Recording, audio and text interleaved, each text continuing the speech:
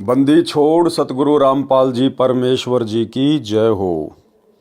परमपिता परमात्मा सारी सृष्टि के रचनहार कुल मालिक असंख्य ब्रह्मांडों के स्वामी जगत गुरु तीनों लोकों में प्रवेश करके सबका भरण पोषण करने वाले राजाधिराज आत्माधार नाथों के नाथ देवों के देव महादेव सर्वेश्वर महेश्वर मृत्युंजय अजरो अमर आदि अनादि सनातनी प्रभु जगत पिता जगदीश्वर श्री श्री 1008 की उपाधि के वास्तविक अधिकारी अकाल मूरत शब्द स्वरूपी राम वासुदेव सर्वगतम ब्रह्म परम पूज्य प्रथम पूज्य परम संत परम पुरुष परम धनी परम दयालु सत्य कबीर हक्का कबीर अल्लाहु अकबर बाखबर अल्लाह ताला जगत के तारणहार जगत के मुक्तिदाता जगत के जगन्नाथ हारे के सहारे हिंदुओं के राम मुसलमानों के अल्लाह सिखों के वाहिगुरु ईसाइयों के मसीह दया के सागर दयानिधि करुणा के सागर करुणानिधि स्वयंभू परिभू संकट मोचन कष्ट हरण मंगल करण दुख भंजन अविगत कबीर निर्विकार निर्विषम परमात्मा अलय अलेख सतगुरु आदि अनादि सतगुरु असली मर्यादा पुरुषोत्तम असली राम असली कृष्ण असली घनश्याम असली मुरारी राजाओं के राजा महाराजाओं के महाराजा शहंशाहों के शहंशाह सम्राटों के सम्राट भगवानों के भगवान अल्लाहों के अल्लाह प्रभुओं के प्रभु मसीहाओं के मसीह सच्चे वाहिगुरु बाबाओं के बाबा पीरों के पीर सेठों के सेठ जगत सेठ सावड़सा सेठ सर्वगुण संपन्न अनंत कोटि कलाओं के स्वामी अनंत कोटि ब्रह्मांडों के नायक योगियों में महायोगी ध्यानियों में महाध्यानी सिद्धों में परम सिद्ध ज्ञानियों में तत्वज्ञानी ब्रह्मज्ञानी महाज्ञानी परम ज्ञानी सर्वश्रेष्ठ ज्ञानी विज्ञानी युवा कबीर समरथ कबीर असमवात अमित ओजा सच्चे रहनुमा करीम अल्लाह सुबहान अल्लाह दुनिया के अंतिम पैगंबर 8 सितंबर 1951 से गांव धनाना जिला सोनीपत हरियाणा भारतवर्ष की पावन भूमि पे प्रकट रियल कल की भगवान श्री नारायण साकार हरि श्री बाबा साहिब शब्द स्वरूपी राम संत श्रोमणी सतगुरु रामपाल जी परमेश्वर जी के चरण कमल में साध संगति से जुड़े हुए देश विदेश से आप और हम सभी सत्सेवक भाई बहनों का अनंत कोटि दंडवत प्रणाम। सत्साई भाई और बहनों, दया पूज्य गुरुदेव भगवान की सतगुरु रामपाल जी परमेश्वर जी की जिनके शुभ आशीर्वाद से विशेष आशीर्वाद से आप और हम सभी सत्सेवक भाई बहन साथ संगति से जुड़कर पूज्य गुरुदेव भगवान के तत्व ज्ञान को आधार बनाकर अपनी आत्मा के कल्याणार्थ हेतु दृढ़ता के साथ मोक्ष प्राप्ति के लिए भक्ति मार्ग पर निरंतर आगे की ओर बढ़ रहे हैं। भाई और बहनों, इस कलयुग की बिचली पीढ़ी में पूज्य गुरुदेव जी के आशीर्वाद से साध संगतियों के माध्यम से ही भगत आत्माओं में इतनी दृढ़ता और इतना विश्वास अपने गुरुदेव भगवान के प्रति पैदा होता है। और ये साध संगति सतगुरु रामपाल जी परमेश्वर जी के यथार्थ 13वें कबीर पंथ का ट्रेनिंग सेंटर है। साध संगति से जुड़कर ही आत्मा पाक साफ हो सकती है, अपने गुरु को परमात्मा के रूप में जान सकती है, पहचान सकती है। और जब तक हम गुरु को हृदय से परमात्मा के रूप में स्वीकार नहीं करेंगे, गुरु को परमात्मा के रूप में स्वीकार करने का मतलब है गुरु के अलावा अन्य किसी का प्रकट दिवस नहीं मनाना, गुरु के अलावा अन्य किसी को दंडवत नहीं करना, गुरु के अलावा अन्य किसी का जयकारा नहीं लगाना। तो ये विधि केवल वर्तमान में साध संगतियों में ही है। और जब तक हम इस प्रकार से पतिव्रता पद पर रहकर भक्ति नहीं करेंगे, तब तक हम पूज्य गुरुदेव जी के चरणों में उनके हृदय में जगह नहीं बना पाएंगे। तो गुरुदेव भगवान की बहुत बड़ी मेहर है आप और हम सभी सत्सेवक आत्माओं के ऊपर। और जिन जिन आत्माओं को मोक्ष प्राप्ति करनी होगी या परमात्मा ने करवानी होगी, उन सभी आत्माओं को परमात्मा अंततः साध संगति से जोड़ देंगे। तो भाई और बहनों, पूज्य गुरुदेव जी के कर कमल से लिखित पवित्र पुस्तक मुक्ति बोध के ऊपर वीडियो बनाने की श्रृंखला जारी है। इसी श्रृंखला में आज हमारा ये 19वें नंबर का वीडियो है। प्रत्येक वीडियो में गुरुदेव भगवान के आशीर्वाद से आप और हमें भक्ति मार्ग से संबंधित बहुत सारी नई नई बातें पता चलती हैं। उन बातों को सुनकर हमारा विश्वास भक्ति पर दृढ़ हो रहा है। तो आपने पिछले एपिसोड में पिछले वीडियो में आपने देखा कि मीराबाई की कथा जो गुरुदेव भगवान ने अपने कर कमल से लिखी है, उसमें गुरुदेव भगवान ने मीराबाई के विषय में बताया कि कैसे मीराबाई परमात्मा प्राप्ति के लिए प्रयास कर रही थी, कितनी दृढ़ता के साथ वो संघर्ष कर रही थी, कैसे मीराबाई को कबीर परमेश्वर जी की शरण प्राप्त हुई। और मीराबाई ने अपने विश्वास को दृढ़ करने के लिए श्री कृष्ण जी को रिझाया, उनको खुश किया और कैसे श्री कृष्ण जी के रूप में स्वयं कबीर परमात्मा सतगुरु रामपाल जी भगवान प्रकट हुए और मीराबाई की प्रत्येक शंकाओं का समाधान किया, जिससे मीराबाई भक्ति मार्ग पर दृढ़ होकर लग गई। तो आज हम आगे से कथा की शुरुआत करते हैं। रात्रि में मीरा जी ने भगवान श्री कृष्ण जी का आह्वान किया। त्रिलोकीनाथ प्रकट हुए। कौन प्रकट हुए? त्रिलोकीनाथ। असली त्रिलोकीनाथ कबीर परमात्मा सतगुरु रामपाल जी भगवान है। 3 लोक। भाई और बहनों, जब 21 ब्रह्मांड के 3 लोकों की बात आती है तो गुरुदेव ने बताया कि 21 ब्रह्मांड के 3 लोक हैं, पाताल लोक, पृथ्वी लोक और ये स्वर्ग लोक। और जब बात आती है सृष्टि के तीनों लोकों की, तो उस समय काल का 21 ब्रह्मांड एक लोक बन जाता है, अक्षर पुरुष के 7 शंख ब्रह्मांड दूसरा लोक बन जाता है, और ऊपर के 4 अविनाशी लोक, सतलोक, अलख लोक, अगम लोक और अनामी लोक, ये 4 लोक मिलकर तीसरा लोक बन जाता है। इस प्रकार सृष्टि की यह त्रिलोकी है। तो पूरी सृष्टि के जो त्रिलोकीनाथ हैं वे हैं कबीर भगवान सतगुरु रामपाल जी परमेश्वर। तो कौन प्रकट हुए? यहां गुरुदेव ने श्री कृष्ण जी का नाम नहीं लिखा, संकेत कर दिया त्रिलोकीनाथ प्रकट हुए। त्रिलोकीनाथ कबीर परमात्मा सतगुरु रामपाल जी भगवान मीरा को अपनी शरण में लेने के लिए, भक्ति पर लगाने के लिए श्री कृष्ण जी का रूप बनाकर प्रकट हुए। मीरा ने अपनी शंका समाधान के लिए निवेदन किया कि हे प्रभु, क्या आपसे ऊपर भी कोई परमात्मा है? एक संत ने सत्संग में बताया है, श्री कृष्ण जी ने कहा कि मीरा, परमात्मा तो है परंतु वह किसी को दर्शन नहीं देता। अब श्री कृष्ण जी इतनी आसानी से भला कैसे बता देगा? अपने ग्राहक इतनी आसानी से भला दुकानदार कैसे किसी दूसरी दुकान पर जाने देगा? लेकिन यहां तो स्वयं कबीर परमात्मा ही ये भूमिका कर रहे थे। हमने बहुत समाधि व साधना करके देख ली है। मीराबाई जी ने सत्संग में परमात्मा कबीर जी से यह भी सुना था कि उस पूर्ण परमात्मा को मैं प्रत्यक्ष दिखाऊंगा, सत्य साधना करके उसके पास शतलोक में भेज दूंगा। मीराबाई ने श्री कृष्ण जी से फिर प्रश्न किया कि क्या आप जीव का जन्म मरण समाप्त कर सकते हो? श्री कृष्ण जी ने कहा कि असंभव, कि मेरा खुद का जन्म मरण है। गीता अध्याय 4 श्लोक 5, गीता अध्याय 4 श्लोक 9, गीता अध्याय 10 श्लोक 2। स्वयं गीता ज्ञान देने वाला प्रभु कह रहा है कि अर्जुन, तेरे और मेरे बहुत जन्म हो चुके हैं। ये राजा और ये सेना पहले भी थी और आगे भी होगी। और ये ना सोच कि आगे तेरे जन्म नहीं होंगे या मेरे जन्म नहीं होंगे। अर्थात गीता ज्ञान देने वाला भी जन्म और मरण में है। तो भला फिर मीरा का जन्म मरण श्री कृष्ण जी कैसे समाप्त कर देता? तो श्री कृष्ण रूप में कबीर परमेश्वर ने सत्य बता दिया। श्री कृष्ण जी ने कहा कि असंभव। कबीर जी ने कहा था कि मेरे पास ऐसा भक्ति मंत्र है जिससे जन्म मरण सदा के लिए समाप्त हो जाता है। वह परम धाम प्राप्त होता है, जिसके विषय में गीता अध्याय 15 श्लोक 4 में कहा है कि तत्व ज्ञान तथा तत्वदर्शी संत की प्राप्ति के पश्चात परमात्मा के उस परम पद की खोज करनी चाहिए, जहां जाने के पश्चात भगत फिर लौटकर संसार में कभी नहीं आते। उसी एक परमात्मा की भक्ति करो। कौन कह रहा है? गीता का ज्ञान देने वाला। अगर दुनिया गीता ज्ञान देने वाला श्री कृष्ण जी को मानती है या काल को मानती है, तो भैया वो दोनों कह रहे हैं कि भाई हमारे बस की बात नहीं है जन्म मरण का रोग समाप्त करना, 84 लाख योनियों के कष्ट से जीव को बाहर निकालना। वो तो कोई और ही परमात्मा है, उसकी जानकारी तो तत्वदर्शी संत देगा। और हाथ खड़े कर दिए कि उसी एक परमात्मा की भक्ति करो। यानी इस ब्रह्म ने, श्री कृष्ण ने, विष्णु ने, आप जो मर्जी समझो, इन्होंने हाथ खड़े कर दिए कि हमारी भक्ति से आपका जन्म मरण का रोग समाप्त नहीं हो सकता।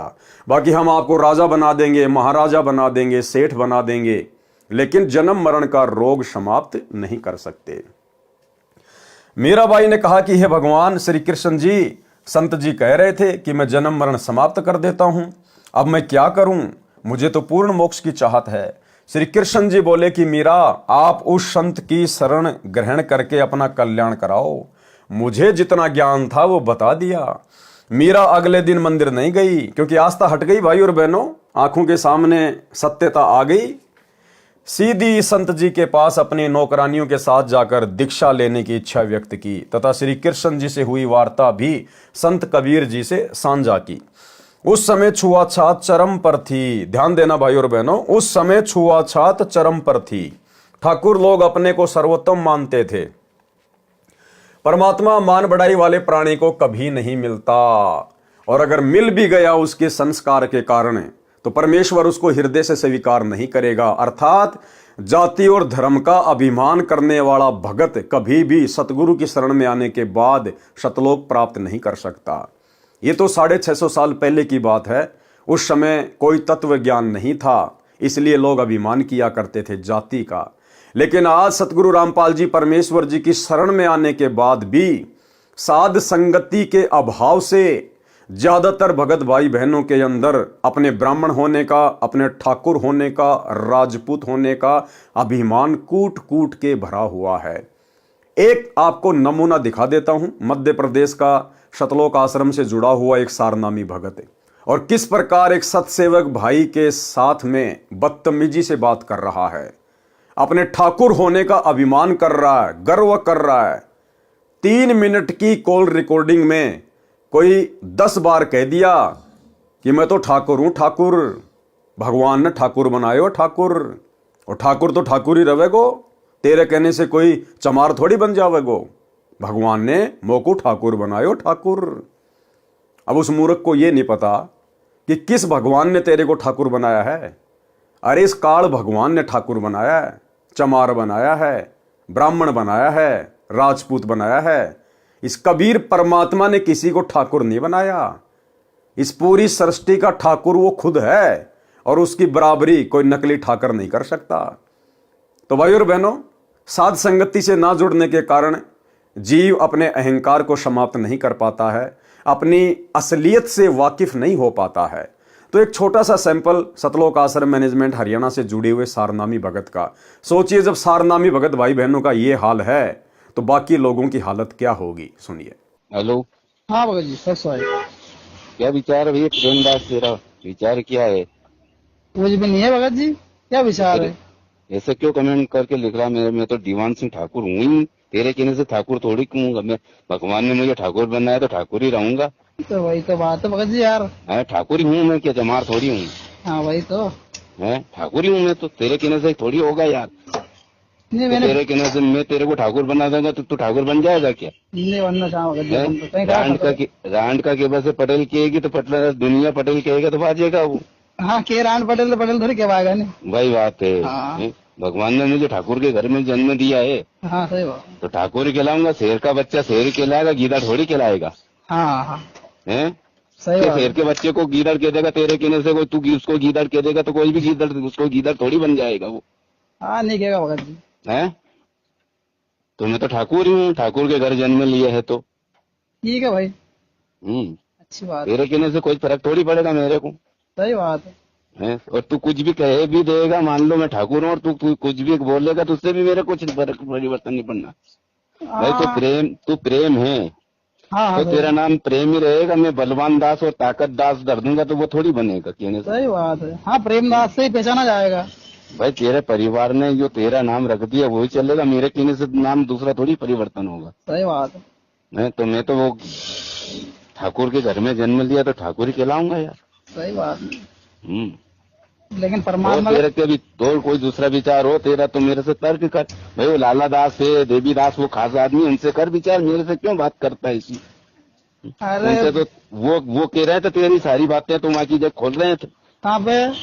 उनसे कोई सत्संगों में बता रहे थे। वो क्या बता रहे थे भाई? अब मुझे क्या करना, तू उनसे बात कर, मुझे क्या करना? तेरे खास है तो उनसे करे ना बात।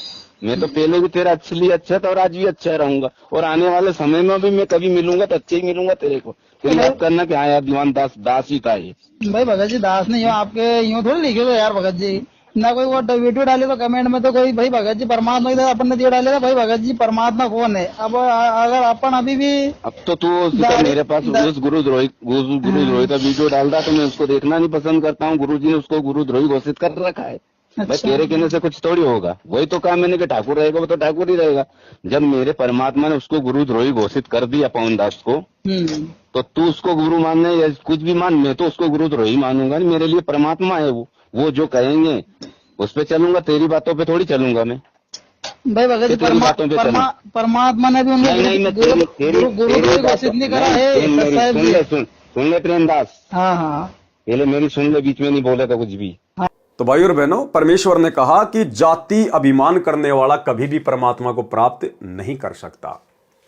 मीराबाई की परीक्षा के लिए कबीर जी ने संत रविदास जी से कहा कि आप मीरा राठौर को प्रथम मंत्र दे दो, ये मेरा आपको आदेश है। संत रविदास जी ने आज्ञा का पालन किया। अब विचार करो भाई और बहनों, कबीर परमेश्वर जी ने रविदास जी को ही क्यों चुना मीरा को नाम दीक्षा देने के लिए? अगर कोई ये समझे कि परमात्मा ये चेक करना चाहते थे कि मीरा के अंदर जाति अभिमान है या नहीं है, क्योंकि जाति अभिमान भक्ति में नहीं चलता है, तो परमात्मा कबीर जी ने रविदास जी के पास मीरा को भेज दिया, क्योंकि रविदास जी वेल नोन थे और सबको पता था कि ये चमार जाति से हैं। और रविदास जी ने भी कह दिया था मीरा को कि मीरा, मैं हूं चमार जाति से, और देख आज तो तू मुझे अपना गुरु धारण कर रही है, कल को ये समाज ना जाने तुझे क्या क्या ताने मारेगा, चमार से नाम ले आई, फलाना दिखना, और उस समय अगर तेरे मन में जरा भी दोष आ गया तेरी भक्ति बर्बाद हो जाएगी। तो मीरा ने कहा कि आप मेरे पिताजी, मैं आपकी बेटी, बाढ़ में जाओ संसार। अगर आज भक्ति नहीं करी, जाति पाति के चक्कर में उलझी रही, कल को यदि मैं गधी या कुतिया बन के घूमूंगी, ये ठाकुर समाज मेरे कहां काम आएगा, क्या मेरी इज्जत रक्षा करेगा? अब भाई और बहनों, विचार करने की बात है। जाति अभिमान को देखने के लिए या मान बढ़ाई को देखने के लिए ही कबीर परमेश्वर जी ने रविदास जी के पास मीराबाई को नहीं भेजा था, क्योंकि कबीर परमात्मा कौन से उस समय ब्राह्मण जाति में थे? कबीर परमात्मा भी तो जुलाहा जाति में थे। जुलाहा लोग तो उस समय इस तत्व ज्ञान के अभाव में चमार जाति से भी ज्यादा हे समझे जाते थे, घटिया समझे जाते थे। हालांकि परमेश्वर के मार्ग में, इस परमात्मा की सृष्टि में, उनके विधान में कोई जाति धर्म नहीं है, लेकिन अज्ञानी धर्मगुरुओं ने काल प्रेरणा से ये दीवारें समाज में खड़ी कर रखी हैं। तो कबीर परमात्मा उस समय खुद भी तो जुलाहा जाति में थे, एक भूमिका कर रहे थे। तो मात्र मीराबाई में जाति अभिमान को देखने के लिए रविदास जी के पास नहीं भेजा था। कबीर परमात्मा को पता था कि समाज में छुआछात कितनी है, लोग जाति अभिमान करते हैं। आने वाले समय में लोग थोड़ा बहुत दबेंगे, ज्यादा ऊपर मुंह उठा के बात नहीं करेंगे, जो अपने आप को क्षत्रिय समझते हैं, ठाकुर समझते हैं, राजपूत समझते हैं, क्योंकि उनके ऊपर एक बंदिश होगी कि भाई अगर तुम इतने बड़े ठाकुर हो, इतने बड़े राजपूत हो, तो मीराबाई ने फिर 600 साल पहले रविदास जी से, जो कि चमार जाति से थे, उनसे उपदेश क्यों लिया? ठाकुरों का गुरु तो चमार है। मीराबाई राठौड़ जाति से थी, ठाकुर थी, और उसने अपने आत्म कल्याण के लिए जाति पाति को नहीं देखा। रविदास जी से, चमार जाति के संत से जाकर उपदेश ले लिया। फिर तुम आज वर्तमान में क्यों जाति पाति के चक्कर में पड़े हो? तो ये बहुत सारे कारण थे भाई और बहनों। परमात्मा ने इसलिए स्वयं ही रविदास जी का रूप बनाया। रविदास जी ने मीराबाई को उपदेश नहीं दिया, क्योंकि रविदास जी तो एक भगत थे, और ये पांचों मंत्र की दीक्षा किसी भगत को देने के आदेश नहीं है इस परमात्मा के। किसी भी युग में इतिहास उठा के देख लो आप। 650 साल पहले धर्मदास जी परमात्मा के परम भगत थे, और कबीर परमात्मा ने धर्मदास जी को भी आदेश नहीं दिया पांचों मंत्रों की दीक्षा के लिए। धर्मदास के 80 साल की उम्र में जो पुत्र हुआ था चूड़ामणि और मुक्तामणि, परमात्मा ने उसको आदेश दिया था आगे दीक्षा देने के लिए, ना कि धर्मदास को। तो भला रविदास को कैसे आदेश दे देंगे? तो ये सारे खेल भाई और बहनों कबीर परमेश्वर ने स्वयं ही खेले थे। ये मेरा आपको आदेश है। संत रविदास जी ने आज्ञा का पालन किया। संत कबीर परमात्मा जी ने मीरा से कहा कि बहन जी, वो बैठे संत जी, उनके पास जाकर दीक्षा ले ले। बहन मीरा जी तुरंत रविदास जी के पास गई और बोली, संत जी दीक्षा देकर कल्याण करो। संत रविदास जी ने बताया कि बहन जी, मैं चमार जाति से हूं, आप ठाकुरों की बेटी हो, आपके समाज के लोग आपको बुरा भला कहेंगे, जाति से बाहर कर देंगे, आप विचार कर लें। मीराबाई अधिकारी आत्मा थी, परमात्मा के लिए मर मिटने के लिए सदा तत्पर रहती थी।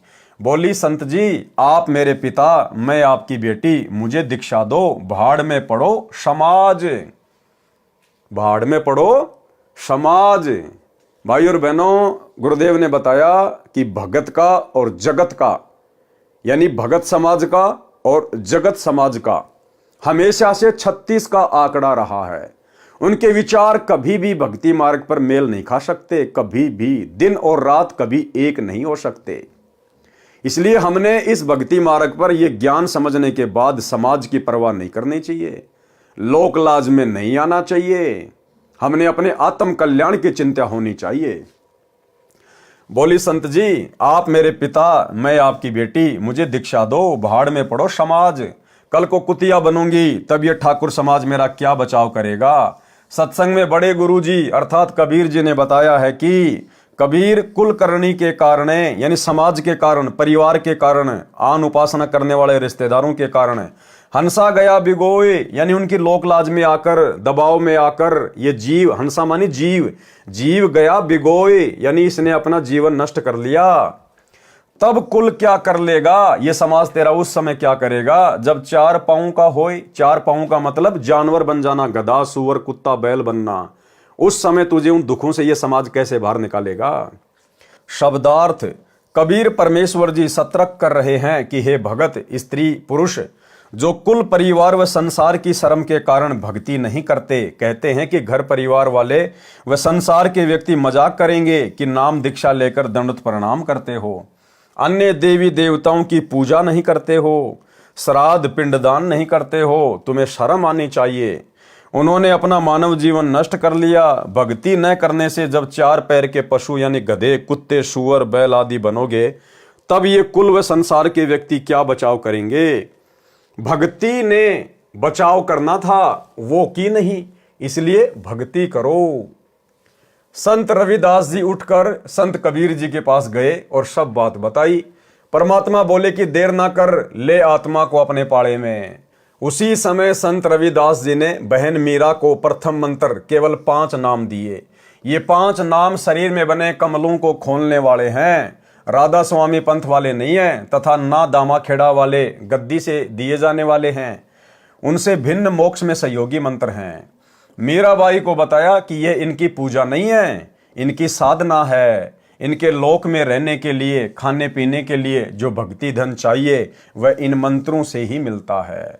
गुरुदेव ने अन्य उदाहरण दिया कि साधना और पूजा में क्या अंतर होता है। जैसे हमें जल की आवश्यकता है, हम कहाँ गए, हैंडपंप के पास में गए, हमने हैंडपंप की साधना की, साधना यानी मजदूरी। हमने हैंडपंप को चलाया, ऊपर नीचे किया। हम हैंडपंप को ऊपर नीचे चलाकर उसकी पूजा नहीं कर रहे, हम केवल मजदूरी कर रहे हैं, साधना कर रहे हैं। क्यों? उस पूज्य वस्तु के लिए, जल के लिए।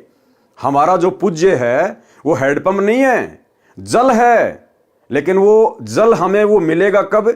जब हम हैंडपंप की साधना करेंगे, मजदूरी करेंगे, उसको चलाएंगे, तब वो पूज्य वस्तु हमें प्राप्त होगी। तो ठीक इसी प्रकार ये जो देवी देवताओं के जो मंत्र हैं, ये इनकी पूजा नहीं करते हम। पूजा तो हमने केवल अपने गुरुदेव भगवान की, अपने इष्ट कबीर परमात्मा की करनी है। ये 5 मंत्र इन देवी देवताओं की जिनकी हम साधना करते हैं, ये मोक्ष में सहयोगी हैं। मोक्ष तो परमात्मा की भक्ति से, इनके सत मंत्र से होगा, इनके सतनाम से होगा। लेकिन इस भक्ति को सुचारू रूप से करने के लिए हमें यहां जो आवश्यक वस्तुओं की जरूरत है, अन्न धन की जो जरूरत है, वो हमें परमात्मा इन देवी देवताओं के माध्यम से उपलब्ध करवाएंगे। जैसे हम लोग किसी टहनी की पूजा नहीं करते, हम लोग जो है फल प्राप्त करने के लिए हम पेड़ की जड़ में पानी डालते हैं, हम टहनियों में पानी नहीं डालते। लेकिन फल तो टहनियों के लगेंगे, इसलिए हमने जड़ में पानी डालना पड़ेगा। ठीक इसी प्रकार हमने पूजा तो अपने पूज्य गुरुदेव भगवान की करनी पड़ेगी। लेकिन यहाँ की जो व्यवस्था है वो गुरुदेव ने इन देवी देवताओं के हाथों में संभाला रखी है। तो हमें यहाँ की जो सुविधाएं, जो लाभ प्राप्त होंगे, वो इन देवी देवताओं की साधना करने से ही होंगे। जब हमें लाभ प्राप्त होंगे तो भक्ति मार्ग में कोई दिक्कत नहीं आएगी, हम निश्चिंत होकर अपनी भक्ति करेंगे। इसलिए इनकी ये साधना हमें दी जाती है। मीराबाई को बताया कि ये इनकी पूजा नहीं है, इनकी साधना है। इनके लोक में रहने के लिए, खाने पीने के लिए जो भक्ति धन चाहिए वह इन मंत्रों से ही मिलता है। यहाँ का ऋण उतर जाता है, फिर मोक्ष के अधिकारी होते हैं। परमात्मा कबीर जी तथा संत रविदास जी वहां 1 महीना रुके। मीराबाई पहले तो दिन में घर से बाहर जाती थी, फिर रात्रि में सत्संग में जाने लगी, क्योंकि सत्संग दिन में कम तथा रात्रि में अधिक होता था। क्योंकि दिन में समय निकाल लेता कोई रात्रि में। मीरा के देवर राणा जी मीरा को रात्रि में घर से बाहर जाता देखकर जल भुन गए, परंतु मीरा को रोकना तूफान को रोकने का समान था। क्या कह रहे हैं गुरुदेव? मीराबाई को रोकना तूफान को रोकने के समान था। यानी आज की माता बहनों को भी भक्ति मार्ग पर इतनी दृढ़ता अपने अंदर पैदा करनी पड़ेगी अपने आत्म कल्याण के लिए। जो भक्ति करते करते भी अपने सास ससुर को, अपने पति का भय मानती हैं, उन माता बहनों को अपने गुरुदेव भगवान के ऊपर विश्वास करके इतनी दृढ़ता लानी पड़ेगी। परमात्मा ने बताया इस भक्ति के लिए तो ध्रुव पिटा, प्रहलाद पिटा, मीराबाई ने मार खाई, और 650 साल पहले हमारे गुरुदेव कबीर भगवान ने तरह तरह की यातनाएं सही, दुनिया की गालियां खाई, मार पिटाई खाई। फिर भला हमें अपने आत्म कल्याण के लिए 2-4 गालियां, 2-4 थप्पड़ मुक्के खाने में किस बात की परहेज? एक छोटा सा सत्संग गुरुदेव भगवान का, ये सत्संग हमें यही शिक्षा देगा। यदि हम दृढ़ता के साथ गुरुदेव भगवान के चरणों को पकड़ के बैठे रहे, यदि हम भक्ति को त्यागने का मन में विचार भी नहीं करेंगे, तो ये परमात्मा हमारी रक्षा करेगा, परमात्मा हमें संघर्ष में सफलता दिलवाएगा। तो एक छोटा सा सत्संग जो आप और हमें प्रेरणा देगा कि किस प्रकार से हमने भक्ति मार्ग पर सफलता के लिए दृढ़ता के साथ में संघर्ष करना चाहिए। सुनिए। ऐसे और भी बहुत से भक्त बताते हैं, ऐसे ऐसे व्याधि चलन लग गया। जब 100 का नोट पाया, एक माई कह रही थी जी मैं पति तो नाम नहीं ले रहा, बाधा भी करता था।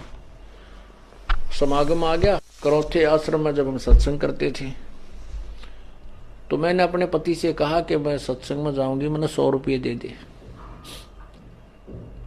ये 10 वर्ष पहले, 8-9 वर्ष पहले की बात है।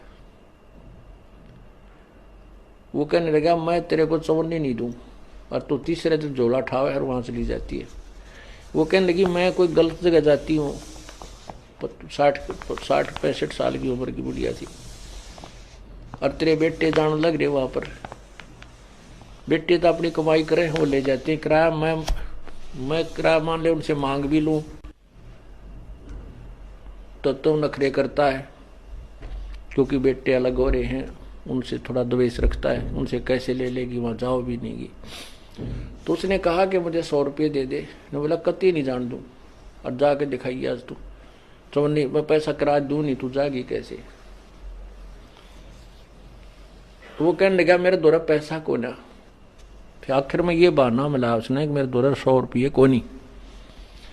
वो क्या कहती है उसकी पत्नी कि मैं तो बैठकर रोने लगी, जहां पूजा स्थल है रोने लगी है। भगवान देख कौन बनी। हम एक दूसरे के ऐसे बांध रखे हैं कि हम इनसे अब अपने भगवान के दरबार में भी नहीं जा सकते। आखिर में कहने की मैंने ये सोच लिया कि मैं अभी चाहती हूँ किसी पड़ोसन पर मांग मूंग कर मैं जाऊंगी। इतना दृढ़ निश्चय मैंने कर ही लिया था, लड़ाई होगी, बोलेगी, मार पीट लेगा और 2 मुक्के खा लेगी भगवान के नाम पे। ध्रुव पिटा, प्रहलाद पिटे, मीराबाई पिटी। ऐसे ही निर्णय होता है, ऐसे ही परमात्मा निकटाता है। इतने में बूढ़ा साइकिल लेकर जा था, गांव से निकला, सड़क थी अच्छी, जो दिल्ली के, ये पंजाब खोड़ की बात है, और वहां वो गया होगा सड़क के ऊपर आधा किलोमीटर। एक 100 का नोट ऐसे हवा में उड़ा, अगले साइकिल के अगले पहियों की ताड़िया में आके चिपक गया, और उसने रोका तुरंत साइकिल। 100 का नोट ताजा, उसकी तो घीघी बंद की, घबरा गया, उल्टा आया, आकर ने बोला ले भगवान, तेरे भगवान ने भेज दिया, तेरा 100 का नोट ले जा तू। और उसका जो है ना पसीने आ रहे, उसके बाद उसने मुझे मना नहीं किया। तो यहां परमात्मा कहते हैं पति भरता पग जमी पर जो जो धर है पाव, समर्थ झाड़ू देत है ना काटा लग जावे। पति भरता भूखी रहे, यानी पति भर्ता को, यानी सच्ची उस अनन्य मन से पूजा कर रही भक्त आत्मा को कोई अभाव होता है, किसी चीज की आवश्यकता होती है और वो वास्तव में उसकी आवश्यकता है, तो कहते हैं पतिव्रता भूखी रहे वहां समर्थ घर सोच, ऐसे पति की स्त्री के, ऐसे पति की स्त्री के काल कर्म हो मोक्ष मोच। कहते हैं जैसी भक्त आत्मा जब दुखी होती है तो भगवान के दरबार में भी चिंता बन जाती है, और ऐसे पति की स्त्री के काल कर्म हो मोक्ष, जो ऐसी दृढ़ता के साथ, समर्पण के साथ, पूरे विश्वास के साथ भगवान पर लगती है, उसके नाम पर, कहते हैं उन्हीं का मोक्ष होता है, उन्हीं के पाप कर्म नष्ट होते हैं। कहते हैं नुक्ते ऊपर रिझ जाएगा रे कोट कर्म जल जा तुम्हारे, ये नुक्ते होते हैं जो हम लोग लाज और किसी परमात्मा के नाम पर ना किसी पति से, ना पत्नी से, ना पुत्र से कोई दबाव नहीं मानते अपने आत्म कल्याण के लिए, तो परमात्मा प्रसन्न होता है। परमात्मा कहते हैं मात पिता सुत स्त्री, मात पिता सुत स्त्री, आलस बंधु कान, संत मिलन को जब चले ये अटकावे आण। मात पिता, बालक है, बेटा है, बेटी है, माँ बाप नहीं जानते सत्संग में, जो 15-16 साल के 20 साल तक हैं वो माता पिता के अधीन होते हैं, और जो बुजुर्ग हैं वो जब बच्चे बड़े हो जाते हैं तो बच्चे बेटियां के अधीन हो जाते हैं, बेटे के अधीन हो जाते हैं, या फिर आलस, या फिर लोक लाज। जैसे आप यहाँ सत्संग में आते हैं, कोई ना कोई जरूर टकरा देगा, कहाँ चले, बेरा है सत्संग में जान दोगे, थारा तो पाँव लिकट रहा है, तीसरे दिन वहाँ बैठे रहते हो, तो इस तरह के श्लोक सुना देते हो, और आप जो ज्ञान में कमजोर है इन बातों से दबाव मानने लग जाता है, और फिर वो आना भी कम कर देता है, उसको ज्ञान नहीं है। इसके लिए परमात्मा कहते हैं कि मात पिता सुत स्त्री और आलस बंधु कांड, बंधु कांड माने लोक लाज, अपने मित्रों के वो कहे हुए व्यंग्यात्मक बातों से झिझक जाना। कहते हैं सतगुरु मिलन को जब चला ये अटकावे आण, ये आके आंट लावेंगे, किधर बेटा क्या माँ बाप या स्त्री ऐसी निकम्मी हो जाएगा दी बेबे, बस जी का झाड़ बन जाती इस भगत के, या फिर लोक लाज, या खुद आलस कर जा, फिर देखोगे, फिर अगले बार देखेंगे, सर्दी ज्यादा है, गर्मी घनी है। इनका अटकाया ना अटके जो सतगुरु दर्श को जाए, कहे कबीर सो संत है भाई आवागमन निसावे। कहते नुक्ते ऊपर रिझ जाएगा। ऐसे हम थोड़ी बहुत भगवान के लिए पापिटिया करेंगे, संघर्ष करेंगे तो हमारे निकट आएगा, और केवल बात बनाते हैं परमात्मा या कोई भी क्रिया पूरी नहीं हो सकती। जैसे अब यहाँ कौन आएंगे, वो आएंगे जो पूर्ण रूप से परिचित हो चुके हैं इस ज्ञान से। परंतु मीरा को रोकना तूफान को रोकने के समान था, इसलिए राणा जी ने अपनी मौसी जी यानी मीरा की माता जी को बुलाया और मीरा को समझाने के लिए कहा कि इसने हमारी इज्जत का नाश कर दिया। बेटी माता की बात मान लेती है। मीरा की माता ने मीरा को समझाया, मीरा ने उसका तुरंत उत्तर दिया। शब्द सत्संग में जाना मीरा छोड़ दे, सत्संग में जाना मीरा छोड़ दे। हाय मारी लोग करें तकरार, सत्संग में जाना मीरा छोड़ दे। अब मीरा की माता जी को राणा ने बुला लिया कि हो सकता भाई माँ की बात बेटी मान जाए। तो मीरा की माँ ने मीरा को क्या समझाया, सत्संग में जाना मीरा छोड़ दे, सत्संग में जाना मीरा छोड़ दे। हाय मारी लोग करे तकरार, सत्संग में जाना मीरा छोड़ दे। मीरा की माँ ने कहा कि लोग तरह तरह की बातें कर रहे हैं, तेरी लड़की रात को जाती है, पता नहीं कहाँ जाती है, कैसे कैसे लोगों के बीच में ठाकुरों की लड़की होके बैठती है, समाज की नाक कटवा दी है। यानी मीरा को सत्संग में जाने से रोकने के लिए काल प्रेरणा से उसकी माँ ने बहुत तरह से समझाया।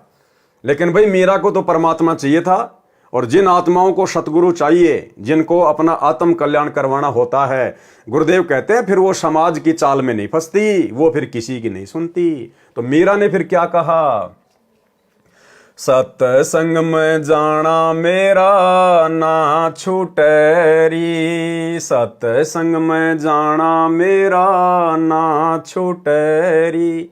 हाय चाहे जल के मरो सन सारे, सत्संग में जाना मेरा ना छूटेरी। हाय चाहे जल के मरो सन सारे, सत्संग में जाना मेरा ना छूटेरी।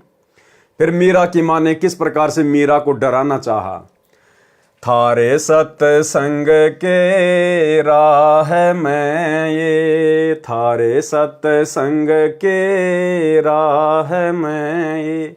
आए वापे रहते हैं काले नाग, कोए कोए नाग तन डस ले वैरी। आए वापे रहते हैं काले नाग, कोए कोए नाग तन डस ले वैरी।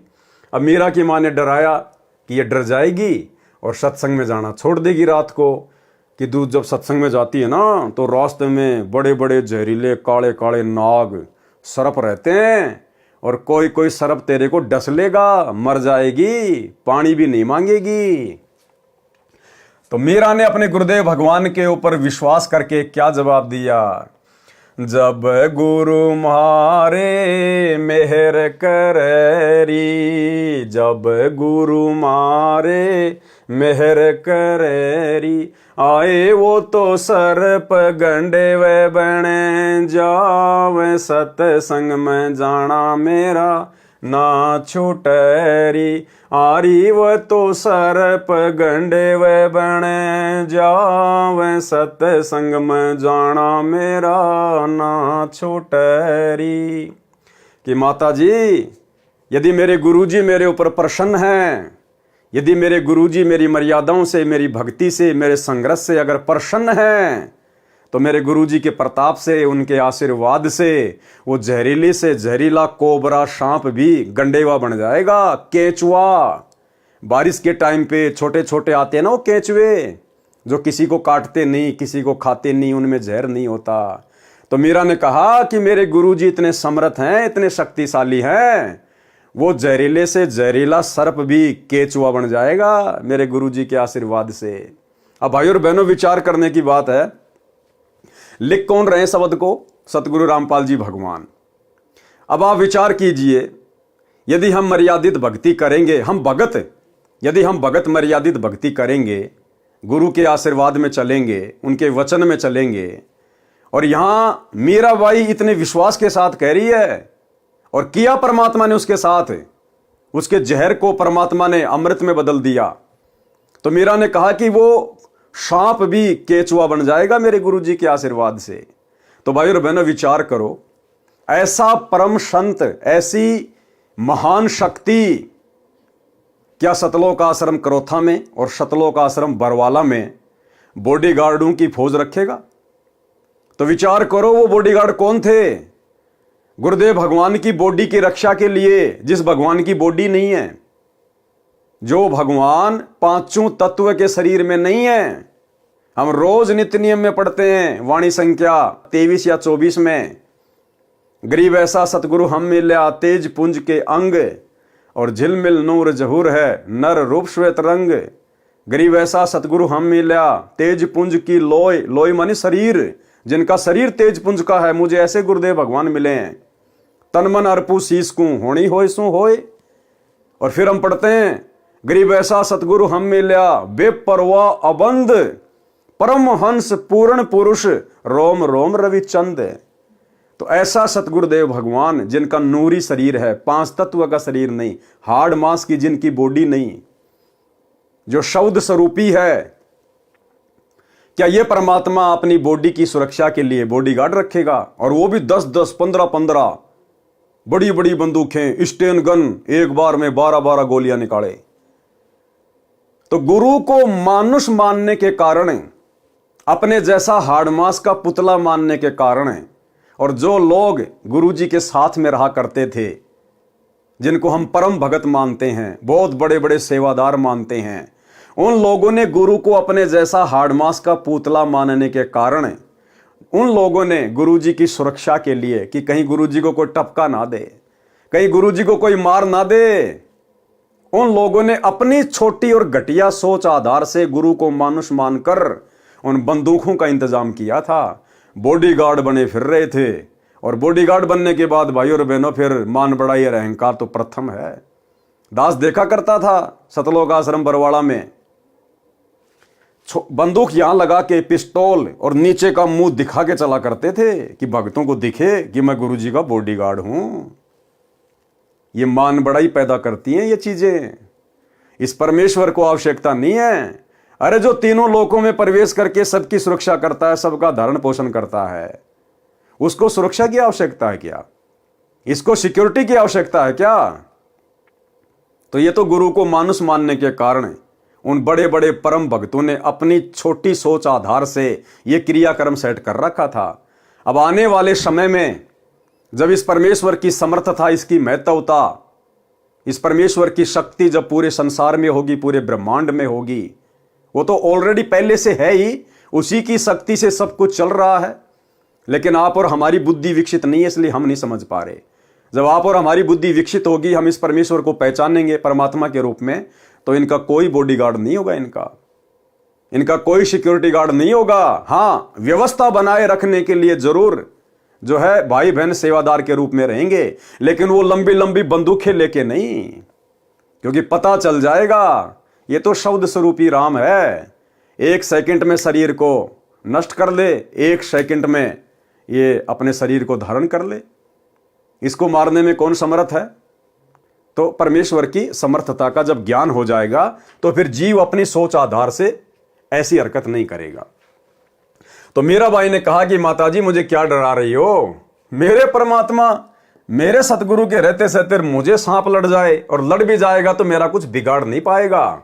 परमात्मा उसके जहर को पानी बना देगा, मेरे को शीतलता ही देगा। फिर उसकी मां ने और तरीका अपनाया। थारे सत्संग के राह में ये, थारे सत्संग के राह में हाय वापे रहते हैं बबरी शेर, कोए कोए शेर तन खा ले वैरी। आए वापे रहते हैं बबरी शेर, कोए कोए शेर तन खा ले वैरी। बोले बेटी, बड़े बड़े बबरी शेर भी रहते हैं वहां रास्ते में, और तेरे को तो एक ही बटके में खा जाएंगे वो बबरी शेर। मीराबाई को डराने का प्रयास कर रही उसकी मां। मीराबाई ने क्या कहा? जब गुरु मारे मेरे करेरी, जब गुरु मारे मेहर करेरी। कौन से गुरु? ये कबीर भगवान सतगुरु रामपाल जी। जब गुरु मारे मेहर करेरी, जब गुरु मारे मेहर करेरी। आए वो तो शेरा के गिद्दड़ बने जावे, सत्संग में जाना मेरा ना छूटेरी। आए वो तो शेरा के गिद्दड़ बने जावे, सत्संग में जाना मेरा ना छूटेरी। माँ, वो तेरे जो बबरी शेर है ना, वो गिद्दड़ बन जाएंगे, गिद्दड़। पूंछ को दबा के दौड़ जाएंगे मेरे को देखते ही, मेरे सतगुरु के प्रताप से, मेरे सतगुरु के आशीर्वाद से। तो किसको डरा रही है मां? मीरा सत्संग में जाना नहीं छोड़ेगी, अर्थात भक्ति करना नहीं छोड़ेगी। अब जैसे आज सत्संग घर घर में हो गए, उस समय तो कोई मोबाइल नहीं था, कोई ऐसा वैज्ञानिक जो है उपकरण नहीं था, इसलिए मीरा की मजबूरी थी सत्संग में जाना। आज वर्तमान में जैसे हमारे गुरुदेव भगवान हिसार जेल में बैठे हैं, तो हमने किसी आश्रम में धक्के खाने की जरूरत नहीं है। हमारे घर में सत्संग है, हमारे गुरुदेव के द्वारा किए गए सत्संग हमारे पास में उपलब्ध हैं, मोबाइल में, मेमोरी कार्ड में। हम अपने घर पर बैठकर शांति से सत्संग सुने। आज गुरुदेव की गैर हाजिरी में जितना समय हम आश्रमों में आने जाने में बर्बाद करेंगे, जितना समय हम बसों में आने जाने में बर्बाद करेंगे, जितना पैसा हम बर्बाद करेंगे, अरे उतने समय में तो 10 बार सत्संग सुन लेंगे घर पर बैठकर शांति से। हाँ, अगर गुरुदेव आश्रम में हैं, चाहे लाख बार जाओ, लेकिन उनकी गैर हाजिरी में हमें कहीं भी धक्के खाने की जरूरत नहीं है सत्संग के लिए। परमात्मा ने घर घर में सत्संग दे दिए। तो मीरा बाई ने कहा कि माँ, वो बबरी शेर भी गिद्दड़ बन जाएंगे मेरे गुरुदेव के आशीर्वाद से। मीरा का सत्संग में जाना बंद नहीं होगा। फिर और क्या बताया उसकी माँ ने? थारे सत्संग के बीच में है, थारे सत्संग के बीच में आए वापे रहते हैं साधु संत, कोई कोई संत तन ले रमय। हाय वापे रहते हैं साधु संत, कोई कोई संत तन ले रमय।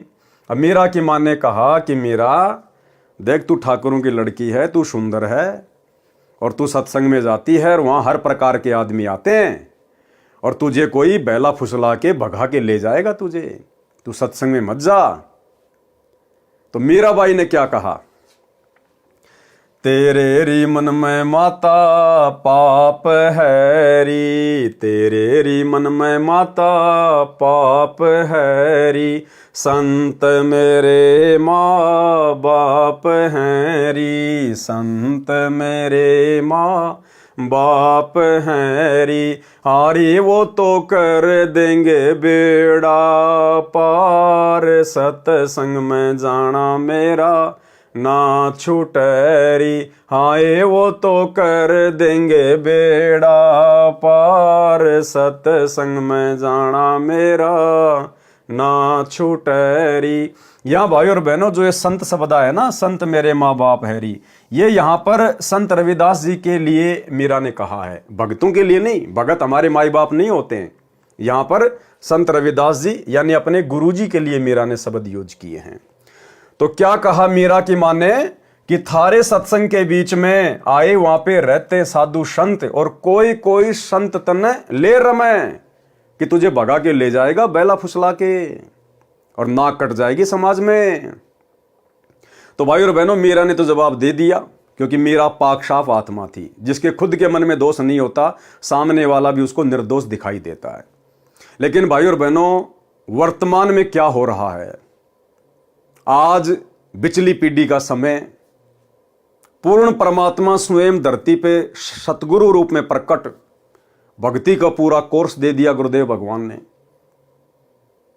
और बड़ी विडंबना की बात है, शर्म की बात है, भगत समाज के लिए चुल्लू भर पानी में डूब मरने की बात है। स्वयं सतगुरु रामपाल जी भगवान भक्तों की बदनीयत के विषय में, शतलोक आश्रमों से जुड़े हुए कोऑर्डिनेटरों की घटिया हरकतों के विषय में अपने मुख से सार्वजनिक तौर पर सत्संग में कहने के लिए मजबूर हो रहे हैं। इतने घटिया कर्म इन शतलोक आश्रमों में कोऑर्डिनेटरों के द्वारा, सोचिए आम संगत का क्या हाल होगा। आम संगत को हैंडल करने वाले कोऑर्डिनेटरों का यह हाल है कि माता बहनों के साथ में अश्लील हरकतें करते हैं।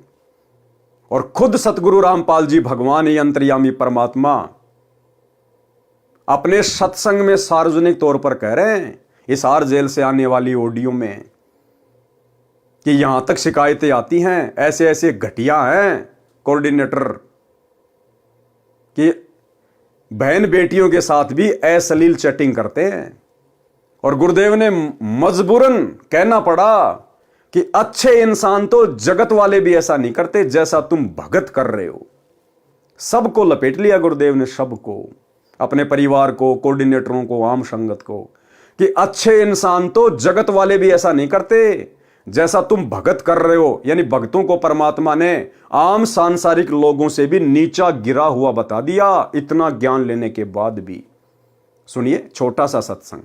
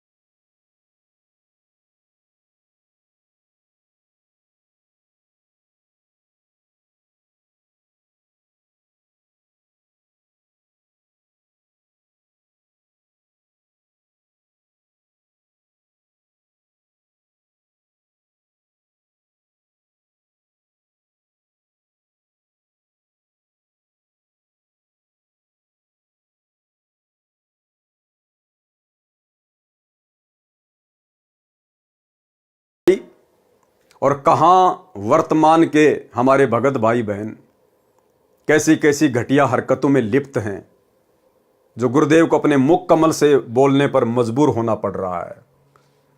तो क्या कहा मीरा बाई ने, तेरे री मन में माता पाप है री, तेरे री मन में माता पाप है री, संत मेरे माँ बाप हैं री, संत मेरे माँ बाप हैं री, आए वो तो कर देंगे बेड़ा पार, सत्संग में जाना मेरा ना छूटरी, हाय वो तो कर देंगे बेड़ा पार, सत्संग में जाना मेरा ना छूटरी।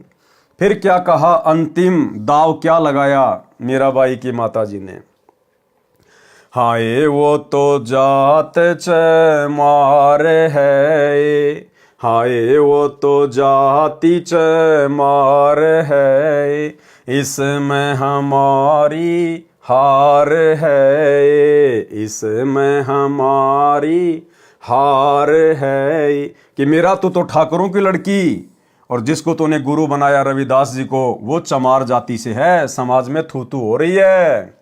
तो मीराबाई ने क्या कहा, तेरे री लेख माता चमार है री, तेरे री लेख माता चमार है री, मेरा सिर जन हार है री, मेरा सिर जन हार है री, आए वो तो मीरा के गुरु रविदास, सत्संग में जाना मेरा ना छूटरी, आए वो तो मीरा के गुरु रविदास, सत्संग में जाना मेरा ना छूटरी। तो मीरा ने इस प्रकार से भक्ति मार्ग पर ज्ञान को आधार बनाकर अपने गुरु पर विश्वास करके अपनी माँ को भी, जो कि काल का जाल फैलाने आई थी, उसको परास्त किया। तो ये मीरा की कथा में शिक्षा देती है भाई और बहनों, आज आप और हमने भी भक्ति मार्ग पर इतने संघर्ष की आवश्यकता है। शब्दार्थ, मीराबाई की माता ने कहा कि हे मीरा, तू सत्संग में जाना बंद कर दे, संसार के व्यक्ति हमारे विषय में गलत बातें करते हैं। मीरा ने कहा कि हे माता, मैं सत्संग में जाना बंद नहीं करूंगी, संसार भले ही ईर्ष्या की आग में जलकर मर जाए। माता ने मीरा को भय कराने के लिए बताया कि जिस रास्ते से तू रात्रि में सत्संग सुनने के लिए जाती है, उस रास्ते में सर्प तथा सिंह रहते हैं, वे तुझे मार देंगे। मीरा ने उत्तर दिया कि मेरे गुरुजी इतने समर्थ हैं, वे कृपया करेंगे तो सिंह तो गिद्दड़ की तरह व्यवहार करेंगे, गिद्दड़ की तरह, और सर्प ऐसे निष्क्रिय हो जाएंगे जैसे गंडेवे प्राणी होते हैं, जो सर्प जैसे आकार के होते हैं, परंतु 6 या 8 इंच के लंबे और आधा इंच गोलाई के मोटे होते हैं, वे डसते नहीं हैं। मीरा की माता ने फिर कहा कि सत्संग सुनने वाले स्थान पर कुछ युवा भगत पुरुष भी रहते हैं, कोई तेरे को कहीं ले जाएगा और गलत कार्य करेगा। और आज तो भाई और बहनों, पुस्तक सेवा के बहाने आज की मीराबाइयां जानबूझ के गलत कार्य करती हैं, जानबूझ के। मैं तुमसे मिलने आई पुस्तक सेवा के बहाने, अपनी रमणी की बातें खुद ही सेट कर लेते हैं, माँ बाप जाओ भाड़ में। ये है वर्तमान की मीराबाइयों की हालात। मीरा ने उत्तर दिया कि हे माता, आपके मन में दोष है, इसलिए आपके मन में ऐसे विचार आए। अब ये मत कहना कि पवन दास के मन में दोष है इसलिए बोल रहा है। मैंने तो वो भाषा बोली है जो पूज्य गुरुदेव भगवान ने हिसार जेल से ऑडियो बनाकर भेजी है, एज इट इज आपको सुनाई है मैंने। मेरे मन में कोई दोष नहीं है, मेरे लेखे तो बाढ़ में जाओ, मेरा क्या बिगाड़ लेंगे भाई। हम तो केवल आप लोगों को जागरूक कर रहे हैं, सचेत कर रहे हैं कि गुरु की गैर हाजिरी में इन आश्रमों में धक्के खाने मत जाओ, घर बैठ के भक्ति करो। ये परीक्षा चल रही है, क्या पूरी जिंदगी ऐसे धक्के खाओगे क्या? अरे जब गुरु सतलोक चला जाएगा फिर क्या करोगे, फिर भी क्या धक्के खाओगे? तो गुरु वर्तमान में हिसार जेल में बैठ के यही तो रिहर्सल देख रहा है कि सोचो यदि मैं बरवाला कांड के बाद सतलोक चला जाता किन्हीं कारणों से, तो मेरे पीछे से ये तो इसी प्रकार से डंडे के यार बन के घूमते, जैसे पशु डंडे का यार होता है, उसको भय दिखा के उसको चलाया जाता है। ऐसे आज ये कोऑर्डिनेटर डंडा दिखा दिखा के, फर्जी आदेशों का पीला पर्चा निकाल के, डरा धमका के आप लोगों से अपना उल्लू सिद्ध कर रहे हैं। हे माता, वे संत व भगत तो मेरे माता पिता के समान हैं, वे ऐसा गलत कार्य नहीं करते। मीरा की माता ने छुआछात के कारण मीरा को रोकना चाहा, कहा कि हे मीरा, तेरा गुरु रविदास तो अनुसूचित जाति का चमार है, इससे हम राजपूतों की बेइज्जती हो रही है, सत्संग में जाना बंद कर दे। मीरा ने कहा कि हे माता, आपके विचार से मेरे गुरुजी अनुसूचित जाति के चमार हैं, मेरे लिए तो मेरे परमात्मा हैं, मैं उनकी बेटी, वे मेरे पिता हैं, सत्संग में जाना बंद नहीं होगा। कुछ वर्ष के पश्चात अपने देवर के अत्याचारों से परेशान होकर घर त्याग कर वृंदावन में चली गई। यानी मीरा ने घर छोड़ा, लेकिन विशेष परिस्थितियों में जब बात हद से ज्यादा बढ़ गई, बेचारी भक्ति नहीं कर पा रही थी, तब कहीं जाकर मीरा ने घर छोड़ने का निश्चय किया। और भाइयों और बहनों, मीरा के घर छोड़ने से उस घर पर कोई दिक्कत नहीं आनी थी, लेकिन आज आप और हम भगत भाई बहनों ने संघर्ष करना है। यदि परिस्थितियां बद से बदतर हो जाएं कि आपकी भक्ति हो ही नहीं रही, तो फिर सोच समझ कर आप जी ने अपना कदम उठाना है, अपना आगे का देख कर कि मैं आगे क्या करूंगा, कहां रहूंगा, क्या काम धंधा करूंगा, क्या खाऊंगा, क्या खाऊंगी, तब कहीं जाकर अपना कदम उठाना है। अन्यथा संघर्ष करना है। संघर्ष करेंगे तो परमात्मा साथ देगा वर्तमान में, क्योंकि मालिक को पता है कि ये आत्माएं कितनी कमजोर हो चुकी हैं, ये मीराबाई की तरह संघर्ष नहीं कर सकती। इसलिए परमात्मा हमारा साथ देगा। यदि हम थोड़ा बहुत भी संघर्ष करेंगे, तो थोड़ी बहुत गालियां खा लेंगे, 2-4 मार डुक्के खा लेंगे, तो परमात्मा हमारा साथ देगा। और यदि फिर भी परिस्थितियां बद से बदतर हैं, तो उसी स्थिति में आप और हमने घर छोड़ना चाहिए, जब हम अपना आगे का देख लें कि आगे मेरा ठिकाना क्या होगा। अगर किसी भगत भाई बहन के घर पे जाके बैठना है, तो अपना घर मत छोड़ना, फिर इससे अच्छा तो अपने घर में पड़े रहना फिर, क्योंकि भगत का भगवान के अलावा दूसरा कोई नहीं है। भगत भी आपको 2 दिन रख लेगा, 10 दिन रख लेगा, ज्यादा से ज्यादा 1 महीना निकाल देगा। हो सकता है आपको शर्म के मारे ना बोले, लेकिन उसके अंदर फिर वही बातें चलना शुरू हो जाएंगी कि मैंने तो आफत मोल ले ली, मैंने इसको नहीं बुलाना चाहिए था। तो हम किसी और की आत्मा दुखी करें, किसी और की भक्ति में भंग डालें। इससे अच्छा मीराबाई की तरह, ध्रुव की तरह, प्रहलाद की तरह, हमारे परमात्मा की तरह 2-4 थप्पड़ मुक्के खा के ही नीचे गर्दन करके घर में पड़े रह के अपनी भक्ति पे लगे रहें। भाई परमात्मा का वचन टूटता नहीं है। परमात्मा कहते हैं राम नाम रटते रहो जब तक घट में प्राण, और कभी तो दीनदयाल के भिनक पड़ेगी कान। अरे कभी तो परमात्मा आपके संघर्ष को देखते हुए आपकी सुनेगा। तो हमने संघर्ष करना है, हमने छोटी छोटी बातों पे घर छोड़कर नहीं जाना है। कुछ वर्ष के पश्चात अपने देवर के अत्याचारों से परेशान होकर घर त्याग कर वृंदावन में चली गई। वहां कबीर परमात्मा जी एक साधु के वेश में गए, ज्ञान चर्चा हुई। तब मीरा को ज्ञान हुआ कि अभी आगे की पढ़ाई शेष है। यानी केवल प्रथम मंत्र का जाप संत रविदास जी ने दे रखा था। परमात्मा कबीर जी ने सतनाम की दीक्षा दी। मीरा जी को वही रूप दिखाया जिस रूप में संत रविदास जी के साथ सत्संग में मिले थे। मीरा जी का फिर मानव जन्म अब वर्तमान के भक्ति युग में होगा। देखो क्या कह रहे हैं परमात्मा। अब ये सारे रहस्य धीरे धीरे खुलने लग जाएंगे। ये चीजें तो आप और हमारे सामने आ जा रही हैं।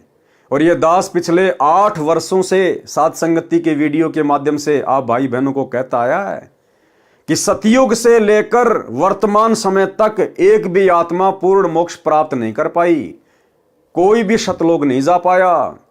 हाँ, जो पहले के, जो कलयुग के बिचली पीढ़ी वाले समय निकल चुके हैं अनंत बार, उनमें असंख्य आत्माएं पार हो चुकी हैं।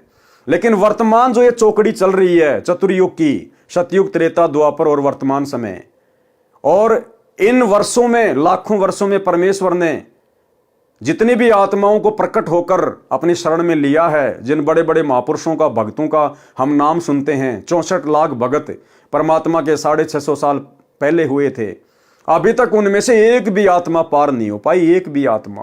क्योंकि पार होने का समय तो ये है वर्तमान का। तो अब देखो गुरुदेव भगवान सात संगति की प्रत्येक बातों का समर्थन करते जा रहे हैं, प्रत्येक बातों का।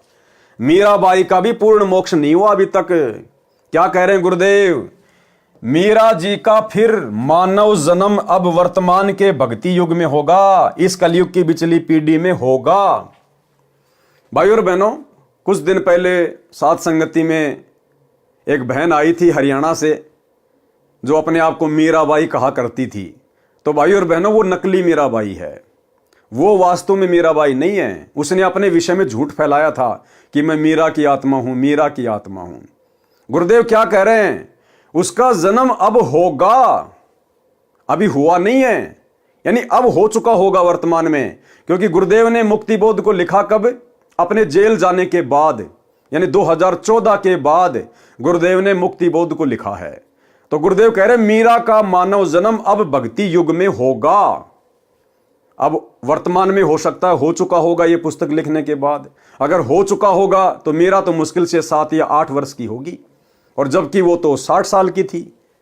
और उसके बाद थोड़े समय के लिए वो सात संगति में आई, अपने आप को मीरा उसने घोषित किया, और कुछ समय बाद सात संगति से भी भाग गई और पंजाब के अमृतसर में जाकर गुरुद्वारे में बैठ गई। उसने अमृत छक लिया, यानी संत रामपाल जी के चरणामृत से उसका पेटा नहीं भरा, और पंजाब के अमृतसर में जाके गुरुद्वारे में जाकर सरदार नहीं बन गई। वो कटार वगैरह धारण कर ली, सर पे पगड़ी वगैरह धारण कर ली, और वहां पे अमृत छक लिया उसने।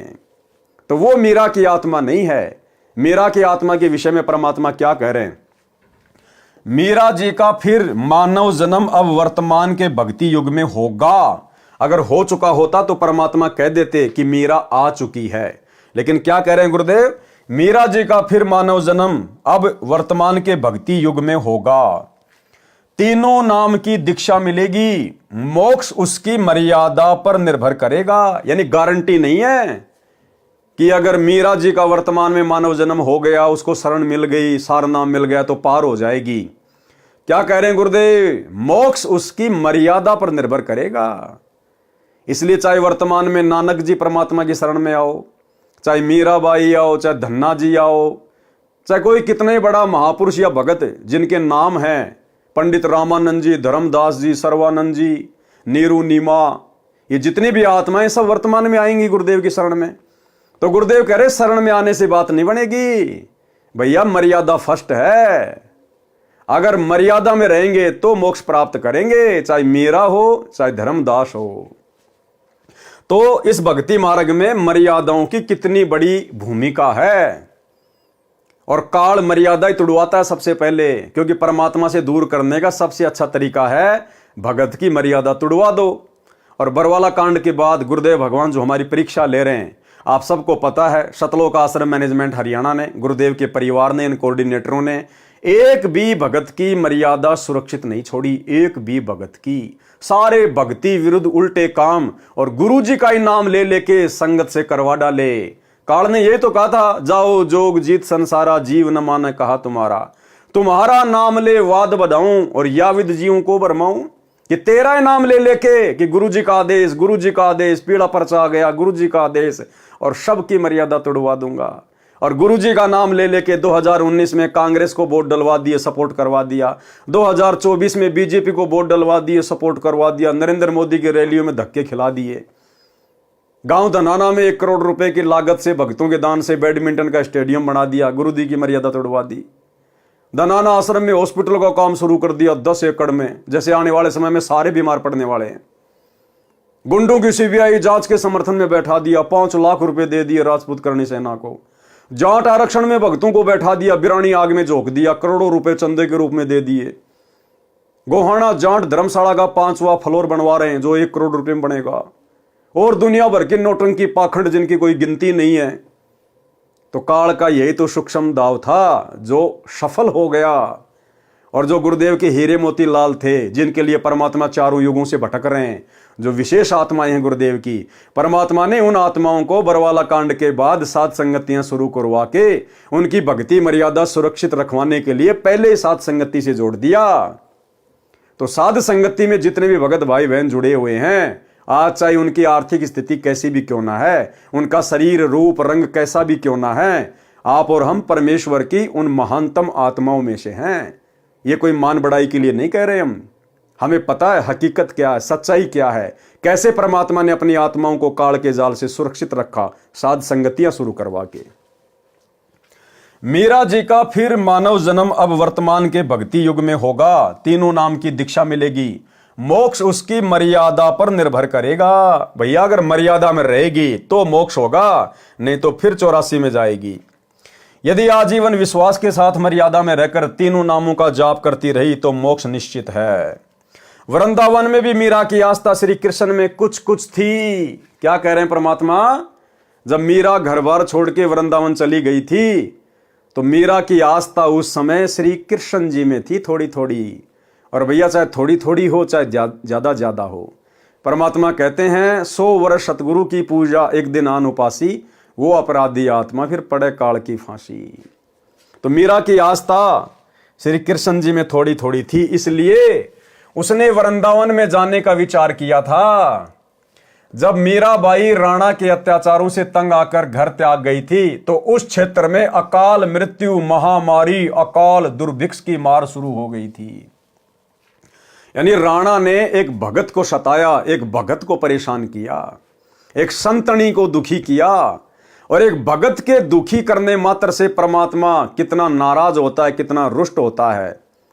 परमात्मा कहते हैं कबीर मेरे साधु को यानी मेरे भगत को दुख ना दीजियो कोई, और संत दुखी तो मैं दुखी, मेरा आपा भी दुखी होए।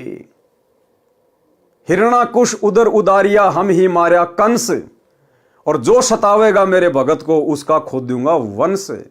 तो एक भगत के दुखी होने से परमात्मा कितना दुखी होता है। और राणा की नगरी में उसके बाद महामारी फैल गई, अकाल पड़ गया, दुर्भिक्ष पड़ गया, हाहाकार मच गया। और वर्तमान में भाई और बहनों, इसीलिए दास बार बार आप भाई बहनों को सचेत करता है। अभी अगर कुछ ऐसा नहीं हो रहा है तो इसका मतलब ये नहीं कि होगा नहीं। अरे वहां तो खाली एक भगत को, मीरा को दुखी किया गया, जिस कारण से राणा की नगरी में हाहाकार मच गया, महामारी और अकाल। और यहां वर्तमान में हरियाणा में उस पूर्ण ब्रह्म परमात्मा अल्लाहों के अल्लाह सर्वेश्वर महेश्वर को, सतगुरु रामपाल जी भगवान को, इस कबीर परमात्मा को दुखी किया गया है। और 2014 बरवाला कांड के बाद से वे कहां बैठे हुए हैं। सोचिए आने वाले विनाशकारी समय में, युग परिवर्तन के दौर में हरियाणा के ऊपर क्या बीतेगी, हरियाणा के ऊपर क्या बीतेगी। और विशेषकर जहां परमात्मा निवास करते थे जिला हिसार में, वहां क्या बीतेगी। इसलिए भाइयों और बहनों, परमात्मा कहते दिल्ली मंडल पाप की भूमा। ये जो दिल्ली मंडल के अंतर्गत यानी दिल्ली के अधीन जो क्षेत्र है, इसमें ये हरियाणा पड़ता है। तो सोचिए भाइयों और बहनों, जब एक मीरा को, एक भगत को दुखी करने के कारण उस राजा की नगरी में ऐसी हाहाकार मच सकती है, तो वर्तमान में तो सम्राट को दुखी किया गया है, सम्राट को परेशान किया गया है, ना पहचान कर, जानबूझकर बकवाद करके, उनके विचार ना सुनकर, उनके सत्संग ना सुनकर, काल प्रेरणा से। तो सोचिए आने वाले समय में इस सरकार का क्या होगा, उस प्रदेश के वासियों का क्या होगा, किस किस प्रकार की आपदाएं आएंगी, आपत्तियां आएंगी। और फिर समाधान क्या होगा, समाधान वही होगा जो राणा को फिर पंडितों ने बताया, ज्योतिषियों ने बताया। क्या, जब मीराबाई राणा के अत्याचारों से तंग आकर घर त्याग कर गई, तो उस क्षेत्र में अकाल मृत्यु, महामारी, अकाल दुर्भिक्ष की मार शुरू हो गई। ज्योतिषियों ने बताया कि आपके नगर से संत रुष्ट होकर चला गया है, जिस कारण से यह उपद्रव हो रहा है। समाधान बताया कि यदि वह संत जीवित मिल जाए और वापस मनाकर, क्या, वापस मनाकर प्रसन्न करके लाया जाए, वो संत अपने आप आए, उससे बात नहीं बनेगी। उस संत को मनाकर, प्रसन्न करके, मनाना क्या होता है, प्रसन्न करना क्या होता है, पैर पकड़ पकड़ के, चरणामृत बना के, धो धो के पीकर, रो रो कर, अपने आंसुओं से उनके चरण कमल धोकर, उनको मनाकर, उनको प्रसन्न करके वापस लाया जाए, तो तुम्हारी नगरी के हालात ठीक होंगे। तो आने वाले समय में भाइयों और बहनों, जो भी हरियाणा का राजा होगा, मुख्यमंत्री होगा, जो भी भारत का राजा होगा, जो प्रधानमंत्री होगा, राष्ट्रपति होगा, हिसार जेल में जाकर उस युग परिवर्तन के समय में, हाहाकार के समय में, हिसार जेल में जाकर सतगुरु रामपाल जी के पैर पकड़कर, चरण धोकर, नाक रगड़कर, घुटने टेक कर माफी मांगने से ये हालात देश और दुनिया के सुधरेंगे। तब जाकर लोगों की सांस में सांस आएगी। ये होगा, अवश्य होगा। ये परमात्मा धरती पे है। इन हालातों में कोई सतगुरु रामपाल जी को परमात्मा मानने वाला नहीं है। दुनिया ऐश कर रही है, मौज कर रही है, दुनिया को कोई कमी नहीं है। भगवान जेल में बैठा है, भगत उनके दुखी हो रहे हैं, आधे भगत बकवाद कर रहे हैं। तो यदि इसी प्रकार से सब कुछ चलता रहा, तो ना तो इस धरती पर कलयुग में सतयुग आएगा, और ना सतगुरु रामपाल जी भगवान हिसार जेल से बाहर आने। भाई ये तो भगवान है, और भगवान ने तो अपने आप को भगवान मनवाना है। गुरुदेव ने बताया कि जीव की आदत है हार नहीं मानता, और भगवान की आदत है हार मनवा के रहता है। तो आने वाले समय में क्या बीतेगी, ये आप और हम सबकी आंखों के सामने होगा। वर्तमान में भले जो लोग गुरुदेव के सत्संगों से अपरिचित हैं, उनकी महिमा से अपरिचित हैं, वो भले इन बातों को मजाक में लें, लेकिन हकीकत यही है। जिस कल की भगवान को आजकल दुनिया यूट्यूब पे ढूंढ रही है, वो कल की भगवान हिसार जेल में बैठे हुए सतगुरु रामपाल जी परमात्मा है। कल्कि के दो मतलब हैं, एक होता है विष्णु का अवतार, वो तो लाखों साल बाद में आएगा, उसका तो वर्तमान में कोई लेन देन ही नहीं है। दूसरा कल्कि होता है कलयुग का भगवान, काल पर विजय प्राप्त करने वाला भगवान कल्कि। तो ये है वो कल्कि भगवान, रियल कल्कि, जो इस कलयुग में सतयुग लाएगा, युग परिवर्तन के दौर में जो देश और दुनिया बचाएगा। ये है वो कल्कि भगवान। और इस कल्कि भगवान को 2028 के आसपास, उससे पहले या उससे बाद में, मतलब जब भयंकर परिस्थितियां बदल जाएंगी, बिगड़ जाएंगी, बड़े बड़े देश भी हाथ खड़ा कर लेंगे, जो आज अपने आप को डेवलपमेंट कंट्री कह रहे हैं, हम तो विकसित देश हैं। जब उनके भी हाथ खड़े हो जाएंगे, भारत के तो बिसात ही क्या फिर। और उस समय फिर पता चलेगा कि इन परिस्थितियों में कौन सहायता कर सकता है, कौन काबू पा सकता है? इस प्रकृति के ऊपर किसका डंडा है? तब पता चलेगा कि हिसार जेल में बैठी हुई परम शक्ति है। तो उस समय इन राजनेताओं को मजबूरन घुटने टेकने पड़ेंगे, वहां मनाना पड़ेगा, प्रसन्न करना पड़ेगा।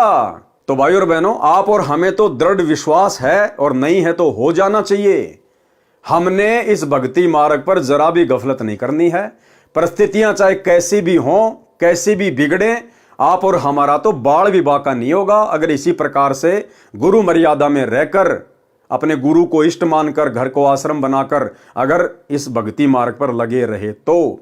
बाकी दुनिया का उस समय क्या होगा क्या नहीं होगा वो तो फिर हम अपनी आंखों से ही देखेंगे।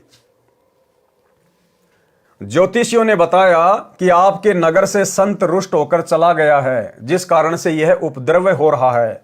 समाधान बताया कि यदि वह संत जीवित मिल जाए और वापस मनाकर प्रसन्न करके लाया जाए तो वह आशीर्वाद देकर सब ठीक कर सकता है। वह आशीर्वाद देकर सब ठीक कर सकता है। और उस समय भी भाई और बहनों, मीरा ने कुछ भी ठीक नहीं करना था। मीरा तो भगत थी, आशीर्वाद देने का तो कोई सवाल ही पैदा नहीं था। उस समय भी परमात्मा ने ही ठीक करना था, इसी कबीर परमेश्वर ने ठीक करना था। अगर मीरा वापस भी आ जाती तो। राणा ने अपने सभापतियों से प्रश्न किया कि ऐसा कौन संत था जो रुष्ट होकर चला गया, क्योंकि मीरा का देवर मीरा को कोई भगत थोड़ी मानता था। तो उसने कहा कि ऐसा कौन संत था जो रुष्ट होकर चला गया। राणा का चाचा यानी मीरा का पितसरा यानी चाचा ससुर भवन सिंह राणा का महामंत्री था, और इस भवन सिंह ने परमात्मा कबीर जी से नाम उपदेश भी ले लिया था तथा परमात्मा का भगत था। मीराबाई के साथ भौम ने भी संत रविदास जी से नाम लिया था। भौम को यानी भवन को एक नौकर राजा ने दे रखा था, उस नौकर ने भी उस समय संत रविदास जी से नाम लिया था। वे पहले मीरा के साथ बैठकर परमात्मा की चर्चा घंटों किया करते थे। भवन मीरा को बेटी की तरह तथा साध्वी की तरह सम्मान देता था, परंतु अत्याचारी भतीजे राजा से डरता था। मीरा को सांत्वना देता था कि भक्तों का भगवान रक्षक है। मीरा के चले जाने के पश्चात भवन तथा नौकर बहुत रोते थे, याद करते थे। भौम ने राजा को बताया कि मीरा संत थी। उस राणा को मीरा के चाचा ससुर भवन ने बताया कि मीरा संत थी, वह चली गई, इस कारण से यह सब अनिष्ट हो रहा है। राणा ने कहा कि उसे कौन ला सकता है। अब देखो, फिर भी अहंकार, फिर भी घमंड, फिर भी अहंकार, फिर भी घमंड। वो राणा खुद जाने को तैयार नहीं हुआ। अगर वो सैनिक या कोई और राणा के आदेश से मीरा को ले भी आते तो भी परमात्मा दया नहीं बख्शता, क्योंकि मैन अत्याचारी कौन था जिसके अत्याचार से दुखी होकर मीरा वृंदावन गई थी, उसको जाना पड़ेगा, उस राजा को, उस राणा को जाना पड़ेगा। लेकिन वो शेर तो आदेश दे रहा कि कौन ला सकता है मीरा को, यानी अभी उसको आवश्यकता नहीं थी, अभी वो दुखी नहीं था, जनता दुखी हो रही थी। राणा ने कहा कि उसे कौन ला सकता है, मैं कभी उसे कष्ट नहीं दूंगा, प्रतिज्ञा करता हूं। 2 सिपाही जो मीरा की निगरानी के लिए छोड़ रखे थे, मीरा के साथ छाया की तरह साथ रहने का आदेश राणा ने दे रखा था।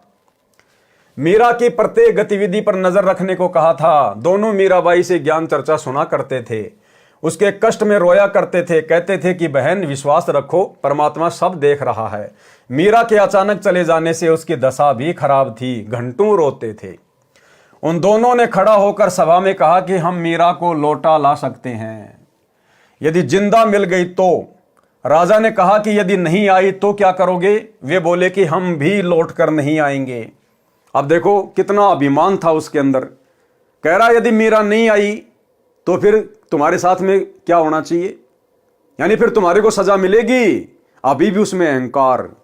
तो भाई और बहनों, आज वर्तमान में सतगुरु रामपाल जी भगवान उस युग परिवर्तन के दौर में जनता के हाथ पैर जोड़ने से नहीं आएंगे।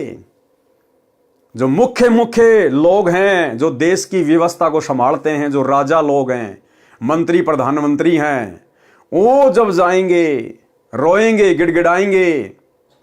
और ये उस समय गिड़गिड़ाएंगे जब सारी सत्ता, सारी हेकड़ी जब इनके हाथ से निकल जाएगी, जब इन राजनेताओं की खुद की जान के ऊपर बात आएगी ना कि अब तुम्हारे प्राण नहीं बचेंगे, उस समय ये गिड़गिड़ाते हुए जाएंगे हिसार जेल में अपने बाप के चरणों में नाक रगड़ने के लिए, और उस समय फिर परमात्मा विचार करेगा कि क्या करना है और क्या नहीं करना है। उन दोनों ने खड़ा होकर सभा में कहा कि हम मीरा को लौटा ला सकते हैं यदि जिंदा मिल गई तो। राजा ने कहा कि यदि नहीं आई तो क्या करोगे? वे बोले कि हम भी लौटकर नहीं आएंगे। दोनों मीराबाई की खोज में निकले। पता चला कि बहुत सारे संत स्त्री पुरुष वृंदावन में रहते हैं। वहां मीराबाई मिल गई। लौट चलने की प्रार्थना की। बताया कि राजा के राज में उपद्रव हो रहे हैं। ब्राह्मणों ने बताया है कि मीरा वापस आएगी तो सब ठीक होगा। राणा ने कहा है कि आगे से मीरा को कोई कष्ट नहीं दूंगा, आप चलो। मीरा ने कहा कि भाई अब नहीं जाऊंगी। उन्होंने कहा कि यदि आप नहीं चलोगी तो हम प्रतिज्ञा करके आए हैं कि यदि मीरा जीवित मिल गई तो हमारी बात को मान लेगी। राणा ने कहा कि यदि नहीं आई तो क्या करोगे? हमने कहा है कि हम भी नहीं आएंगे। बहन जी, हमारे परिवार की ओर देखकर चलो। मीराबाई बोली कि यदि मैं संसार छोड़कर गई होती तो भी तो लौट जाते। सिपाहियों ने कहा कि फिर तो लौटना ही था। उसी समय मीरा ने एक तारा वाला यंत्र उठाया, परमात्मा की स्तुति करने लगी। आंखों से प्रेम के आंसू बहने लगे। उसी समय श्री कृष्ण जी की मूर्ति में समा गई। अब श्री कृष्ण जी की मूर्ति में समाने वाली भाई और बहनों उस समय मीरा नहीं थी। अरे मीरा तो एक भगत थी बेचारी। मीरा तो एक भगत थी, उसमें कोई रिद्धि सिद्धि थोड़ी थी, कोई जंत्र मंत्र थोड़े जानती थी वो। उस समय कबीर परमात्मा सतगुरु रामपाल जी भगवान मीरा के रूप में बैठे हुए थे। मालिक अंतर्यामी, उनको पता था कि सैनिक आ रहे हैं और परमात्मा ने उस समय वो लीला घटित करनी थी। यानी आज आप और हमें ये विश्वास दिलाना था कि मीरा की आस्था, मीरा की श्रद्धा परमात्मा से उपदेश लेने के बाद भी थोड़ी थोड़ी श्री कृष्ण जी में थी। अन्यथा अगर मीरा भी मान लो अगर रिद्धि सिद्धि वाली हो गई थी और यदि उसने अपनी मर्यादा तोड़ दी और जादू जंत्र करके अगर श्री कृष्ण जी की मूर्ति में समा गई तो इससे भी यही सिद्ध होता है कि मीरा कबीर परमात्मा के उपदेश को फॉलो नहीं कर पाई, उनके ज्ञान को अच्छे से नहीं समझ पाई। मीरा की आस्था श्री कृष्ण जी से हट नहीं पाई। अन्यथा श्री कृष्ण जी की मूर्ति में समाने का क्या मतलब था? अपने परमात्मा का वैसे ध्यान करती रहती, जमीन में समा जाती। श्री कृष्ण जी की मूर्ति में समाने का क्या मतलब था? यानी गुरुदेव भगवान आप और हमारी आंखें खोलने के लिए कि मीरा कितनी अच्छी आत्मा थी, कितना संघर्ष किया, परमात्मा उसके कितना साथ थे। लेकिन परमात्मा भी उस समय फेल हो जाता है जब ये जीव जरा सी भी आस्था अपने गुरु से हटाकर, अपने परमात्मा से हटाकर किसी अन्य देव में लगा लेता है। 100 वर्ष सतगुरु की पूजा एक दिन आन उपासी, वो अपराधी आत्मा फिर पड़े काल की फांसी। तो आप और हमारे लिए शिक्षा है, एक उदाहरण पेश किया गुरुदेव ने मीरा का रूप बना के और उस मूर्ति में समाकर, क्योंकि मीरा की श्री कृष्ण में आस्था समझो मूर्ति में समा गई, बात एक ही है। तो आप और हमें शिक्षा देना चाह रहे हैं गुरुदेव भगवान की, वर्तमान में तुम मीरा जितनी भी गलती मत कर देना। जहां आशा तहां बाशा होई, मन कर्म वचन सुमरियो सोई। अगर ये भक्ति करते करते इस कलयुग की पिछली पीढ़ी में अगर तुम्हारी अपने गुरु के अलावा किसी अन्य में जरा सी भी आस्था रह गई, जैसे आज सतलोक आश्रमों से जुड़े हुए 90% भगत भाई बहनों की थोड़ी सी नहीं, आधी नहीं, पूरी की पूरी आस्था उस दाढ़ी मूंछ वाली कबीर जी की समझे जाने वाली नकली फोटो में है। यानी वही बात है भाई और बहनों, जहां से परमात्मा ने उठाया था संगत वहीं जाके खड़ी हो गई। पहले देवी देवताओं को छोड़ने को तैयार नहीं थी, अब उस दाढ़ी मूंछ वाले कबीर जी की मुर्दा फोटो को छोड़ने को तैयार नहीं है। अब क्या करे भगवान? परमात्मा समझा सकता है, रो सकता है, प्रमाण दे सकता है, सीना फाड़ के नहीं दिखाएगा कि मैं कबीर हूं तुम्हारा गुरु। तो ये तो हमने तत्व ज्ञान को आधार बनाकर ही समझना पड़ेगा। तो आप और हमारा सौभाग्य साथ संगति से जुड़े हुए भाई बहनों का, जो परमात्मा ने आस्था और श्रद्धा का नामो निशानी खत्म कर दिया किसी अन्य देव में, महादेव में, और वो दाढ़ी मूंछ वाली कबीर जी की फोटो को परमात्मा ने हम सभी सत्सेवकों में प्रेरणा करके टूक टूक करवा दिया, फड़वा दिया, सोशल मीडिया पर वीडियो बनवा दिए दूसरे लोगों को भी संदेश देने के लिए। तो ये साथ संगति गुरुदेव भगवान का विशेष मिशन है, 13वां यथार्थ कबीर पंथ है। उसी समय मीरा जी ने एक तार वाला यंत्र उठाया, परमात्मा की स्तुति करने लगी, आंखों से प्रेम के आंसू बहने लगे। उसी समय श्री कृष्ण जी की मूर्ति में समा गई। दोनों नौकरों ने लौटकर राणा को सभा में बताया। उस समय राजा अपने महामंत्री भवन के साथ शिकार खेलने जाने वाले थे। भौम तलवार तीर लेकर तैयार था। उसके घोड़े को भगत नौकर पकड़कर खड़ा था। यानी जो भगत था, वो जो नौकर था वो भगत बन गया था। वो भवन के घोड़े को पकड़ के खड़ा था। भवन मंत्री सभा में बैठा था। नौकरों से राजा ने प्रश्न किया कि मिली मीरा? नौकरों ने कहा कि मिली थी, मना कर दिया। भगवान की मूर्ति में समा गई। राजा अहंकारी था। उसने कहा कि बाहर जाकर चरित्रहीन हो गई होगी, मुसलमान खत्म कर लिया होगा, इसलिए धरती में गड़ गई। जब जानता वो संत थी, ऊपर आकाश में स्वर्ग में जाती। उस अहंकारी राजा ने और परमात्मा की प्यारी आत्मा के विषय में, मीरा के विषय में क्या कुशब्द कहे कि जब जानता वो भगत थी, जब ऊपर आकाश में जाती स्वर्ग में, जमीन में गड़ गई, कोई मुसलमान खत्म कर लिया होगा। यानी टोंट कसा, व्यंग कसा कि उस समय मानता कि वो संत थी, भगत थी, जब ऊपर उड़ के जाती।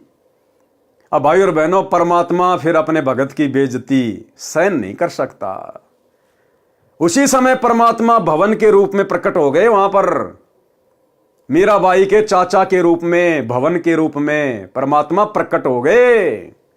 उस भवन को नहीं पता चला कि मैं कौन हूं और अब मेरे रूप में सारा खेल कौन खेलने वाला है। तब जानता वो संत थी, जब ऊपर आकाश में स्वर्ग में जाती। उस समय भवन भगत खड़ा हुआ और बोला, हे अपराधी। अब हमने पहले क्या पढ़ा? वो तो बहुत डरता था वो अपने भतीजे से। वो जो भवन था, महामंत्री था उसका, वो अपने भतीजे से डरता था। लेकिन उस समय क्या हुआ? तुरंत खड़ा हुआ बड़ी सभा में और क्या कहा अपने भतीजे को कि हे अपराधी। उस समय भाई और बहनों, वो सारी भूमिका, वो सारा रोल कबीर परमात्मा सतगुरु रामपाल जी भगवान ने अपने हाथ में ले लिया। जिस प्रकार आपने कबीर सागर के सरलार्थ में पढ़ा कि हनुमान जी द्रोणागिरी पहाड़ को उठाकर लंका ले गए। गुरुदेव ने क्या बताया? वो उठाता हुआ हनुमान दिखाई दे रहा था, लेकिन सूक्ष्म रूप में हनुमान जी के हाथों के नीचे हाथ किसने दिए? इसी कबीर परमात्मा सतगुरु रामपाल जी भगवान ने। तो इसी प्रकार वो बोलता हुआ तो भवन दिखाई दे रहा था, लेकिन उस समय वो रोल कबीर परमात्मा सतगुरु रामपाल जी ने अपने हाथ में ले लिया। उसी समय भवन भगत खड़ा हुआ और बोला, हे अपराधी, उस देवी के लिए ऐसे कटे जले शब्द ना बोल।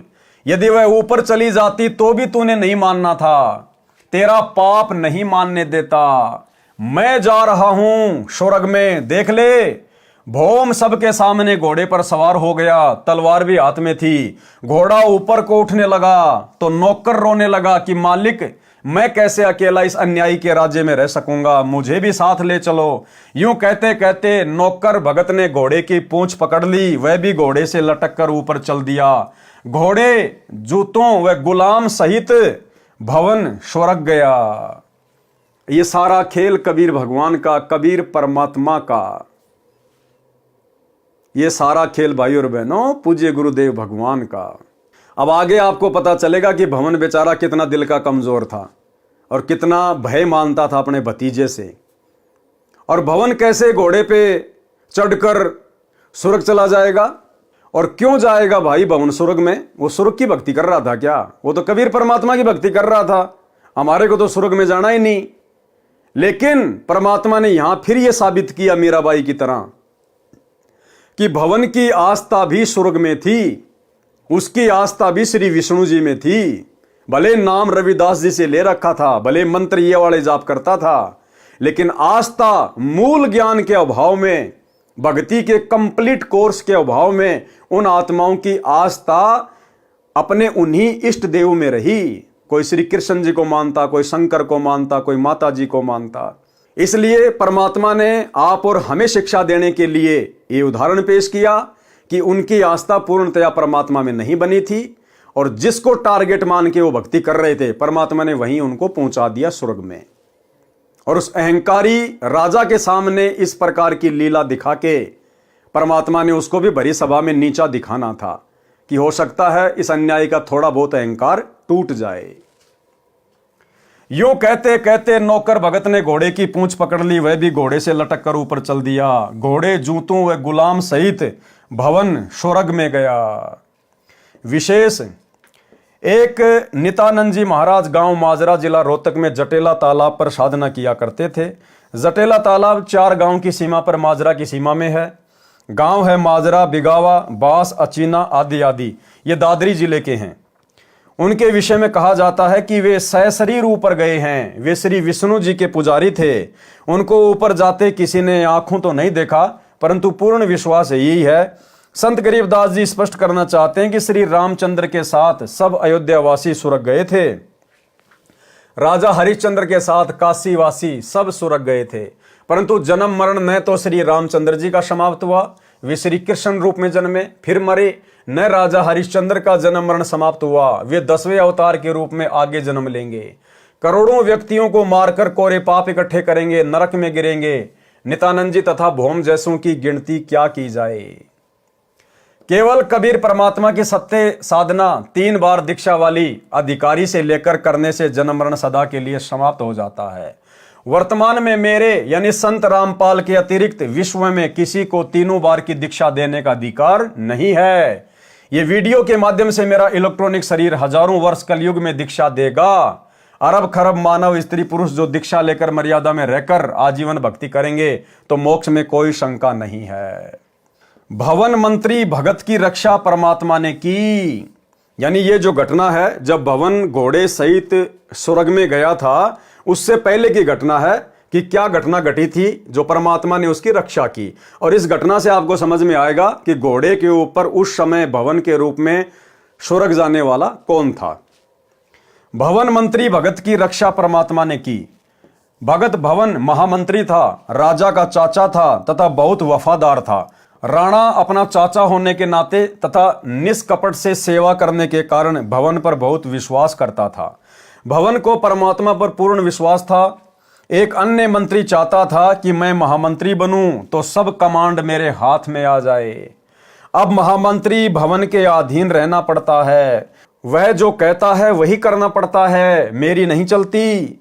राजा के सामने महामंत्री भवन की निंदा करता रहता था, परंतु राजा को विश्वास नहीं हो रहा था कि मेरे चाचा मेरे विरुद्ध चल सकता है या मेरे राज्य को हड़पना चाहता है। परंतु दुष्ट मंत्री को चैन नहीं था। राजा महामंत्री भवन को शिकार करने के समय या किसी अन्य शहर में जाना होता था तो सदा साथ रखता था। शिकार करने जाते थे, भवन जीव नहीं मारना चाहता था, परंतु राजा को नाराज भी नहीं करना चाहता था, इसलिए काठ की यानी लकड़ी की तलवार बनाकर लोहे की म्यान में डाल रखी थी। बाहर से तो तलवार तेज धार वाली लगती थी, अंदर लकड़ी का टुकड़ा था।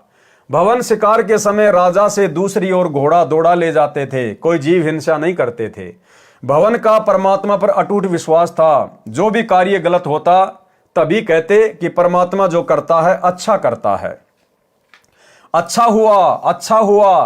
किसी ने मंत्री को बताया कि भवन महामंत्री ने काठ की तलवार ले रखी है, कहता है कि जीव हिंसा नहीं करनी चाहिए। चापलूस मंत्री ने भवन के पीछे से उसकी तलवार देखी, वास्तव में लकड़ी की थी।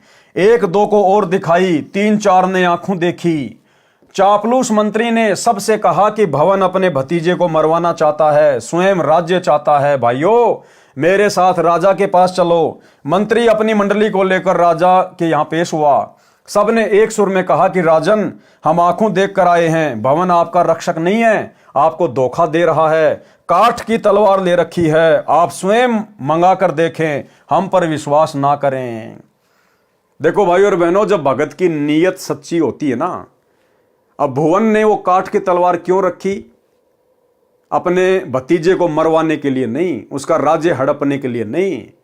भगत की ठोकर पर रहता है राज्य। भगत राज्य का भूखा नहीं होता, थूकता भगत इंद्र के राज पे भी। भवन का मकसद था कि जब इसके साथ मैं शिकार पे जाता हूं तो मेरे हाथों से कोई जीव हत्या ना हो जाए, परमात्मा की मर्यादा ना टूट जाए। इसलिए वो काठ की तलवार रखता था कि अगर राजा के सामने अगर किसी जीव को मारना भी पड़ गया तो काठ की तलवार मारूंगा तो जीव मरेगा नहीं, बेहोश हो जाएगा, फिर उठ के भाग जाएगा। इस प्रकार से वो काठ की तलवार रखा करता था। लेकिन उस महामंत्री को मौका मिल गया, उसको किसी ने बता दिया, महामंत्री ने अपनी आंखों देख लिया, 2-4 को और दिखाई उसकी तलवार उसके पीछे से, और राजा के वहां जाकर चुगली खा ली कि ऐसे ऐसे आपका चाचा आपको मरवाना चाहता है, काठ की तलवार रखता है। तो राजा ने सबको बुला लिया, सबकी तलवार चेक करने के लिए, और भवन भी सभा में आ खड़ा हुआ, भवन को पता नहीं। और जब राजा ने कहा कि सब अपनी अपनी तलवार चेक करवाओ, किसकी तलवार में कितनी धार है। अब भवन क्या करे बेचारा, बीच से निकल के जा नहीं सकता। अब हक्का बक्का रह गया कि भाई आज तो तेरी मृत्यु निश्चित है, ये दुष्ट आज तेरी गर्दन काटेगा, आज ये तलवार चेक कर रहा है और तेरी तलवार तो लकड़ी की है। तो भाई और बहनों, जब परमात्मा देख लेता कि भगत की नीयत सही है, तो परमात्मा फिर अपने भगत को मरने नहीं देता, उसकी बेइज्जती नहीं होने देता। सो छल छिद्र मैं करूं अपने जन के काज। राजा ने कहा कि यदि भवन की तलवार काठ की मिली तो सबके सामने उसकी गर्दन काट दूंगा। राजा ने सब मंत्री तथा महामंत्रियों को आदेश दिया कि दूसरे शहर में जाना है। सब अपने अपने अस्त्र शस्त्र लगाकर आधे घंटे में तैयार होकर ड्योढ़ी द्वार पर हाजिर हो। सब अपनी अपनी तलवार व अन्य शस्त्र लेकर ड्योढ़ी द्वार पर खड़े हो गए। राजा आए और बोले, सब मंत्री महामंत्री तथा अन्य अंगरक्षक अपनी अपनी तलवार लेकर एक लाइन में खड़े हो जाएं। ऐसे ही हो गया। राजा प्रत्येक के पास जाकर कहे कि अपनी तलवार की धार चेक कराओ, तुमने धार ठीक से बनवा रखी है कि नहीं। यानी डायरेक्ट तो अपने चाचा को कह नहीं सकता, तो उसने ये बहाना बनाया। सबकी तलवार लोहे की थी। जब भवन का नंबर आया तो भवन को लग रहा था कि चंद मिनटों का जीवन शेष है, परमात्मा को याद कर लूं। भवन ने देखा कि आज बात बिगड़ गई है, अब ये दुष्ट तेरी गर्दन काटेगा। तेरा तो थोड़े बहुत समय का जीवन है, जब तक नंबर तेरा नहीं आता तलवार चेक करने का। और आंखें बंद करके अपने भगवान को याद करने लग गया। अब सोचो भाई और बहनों, अरे जो भवन घोड़े सहित, नौकर सहित और अपनी रिद्धि सिद्धि शक्ति से स्वर्ग में जा सकता है उड़ के, क्या वो काठ की तलवार को लोहे की नहीं बना सकता था अपनी रिद्धि सिद्धि से? तो अब आपको समझ में आ जाना चाहिए भाई और बहनों कि उस समय भवन के रूप में वो लीला किसने की थी, घोड़े पर बैठकर स्वर्ग जाने की। राजा प्रत्येक के पास जाकर कहा कि तलवार की धार चेक कराओ, तुमने धार ठीक से बनवा रखी है या नहीं। सबकी तलवार लोहे की थी। जब भवन का नंबर आया तो भवन को लग रहा था कि चंद मिनटों का जीवन शेष है, परमात्मा को याद कर लूं। भवन परमात्मा का नाम जो गुरुजी से ले रखा था जाप करने लगा। आप और हमें एक और शिक्षा दे रहे हैं गुरुदेव भगवान, जब कभी कभार तुम्हारे सामने भी इस प्रकार की परिस्थिति पैदा हो जाए, तुम्हारे को कुछ भी समझ में ना आए, तो उस समय फिर अपनी तिगड़मबाजी को छोड़कर अपना दिमाग इधर उधर दौड़ाने के बजाय और जो सुमरण दे रखा है गुरुदेव भगवान ने, अपने परमात्मा में ध्यान लगा देना चाहिए। कोई विशेष संकट आता दिखाई दे, कोई परेशानी दिखाई दे, तो उस समय सुमरण ही हमारा हथियार होना चाहिए, सुमरण ही हमारा सहारा होना चाहिए। फिर परमात्मा आपत्ति को टाल देता है। भवन परमात्मा का नाम जो गुरुजी से ले रखा था जाप करने लगा। राजा ने कहा कि महामंत्री तलवार म्यान से निकाल। भवन को पता ही नहीं चला कि कब तलवार म्यान से बाहर निकली, वह तो अंतिम श्वास ले रहा था। अब भवन के तो होश उड़ गए, उसको तो पता ही नहीं, परमात्मा ने उसको निष्क्रिय कर दिया। जैसे रामचंद्र जी के पास गए परमात्मा रावण के साथ युद्ध वाले क्षेत्र में, तो रामचंद्र जी को पता नहीं परमात्मा ने कहां खड़ा कर दिया, गुप्त अदृश्य कर दिया। और रामचंद्र के रूप में फिर तीर किसने मारा? कबीर परमात्मा ने रावण की नाभि में, और नाम हो गया रामचंद्र का। तो ठीक इसी प्रकार जब भवन का नंबर आया तो भवन ने देखा भैया बस तेरा लास्ट समय आ गया, गुरुजी को याद कर ले। वो तो अपना सुमरण में ध्यान लगा लिया, परमात्मा ने उसकी बुद्धि ऑफ कर दी, उसको तो कुछ नहीं पता क्या हो रहा है क्या नहीं हो रहा है।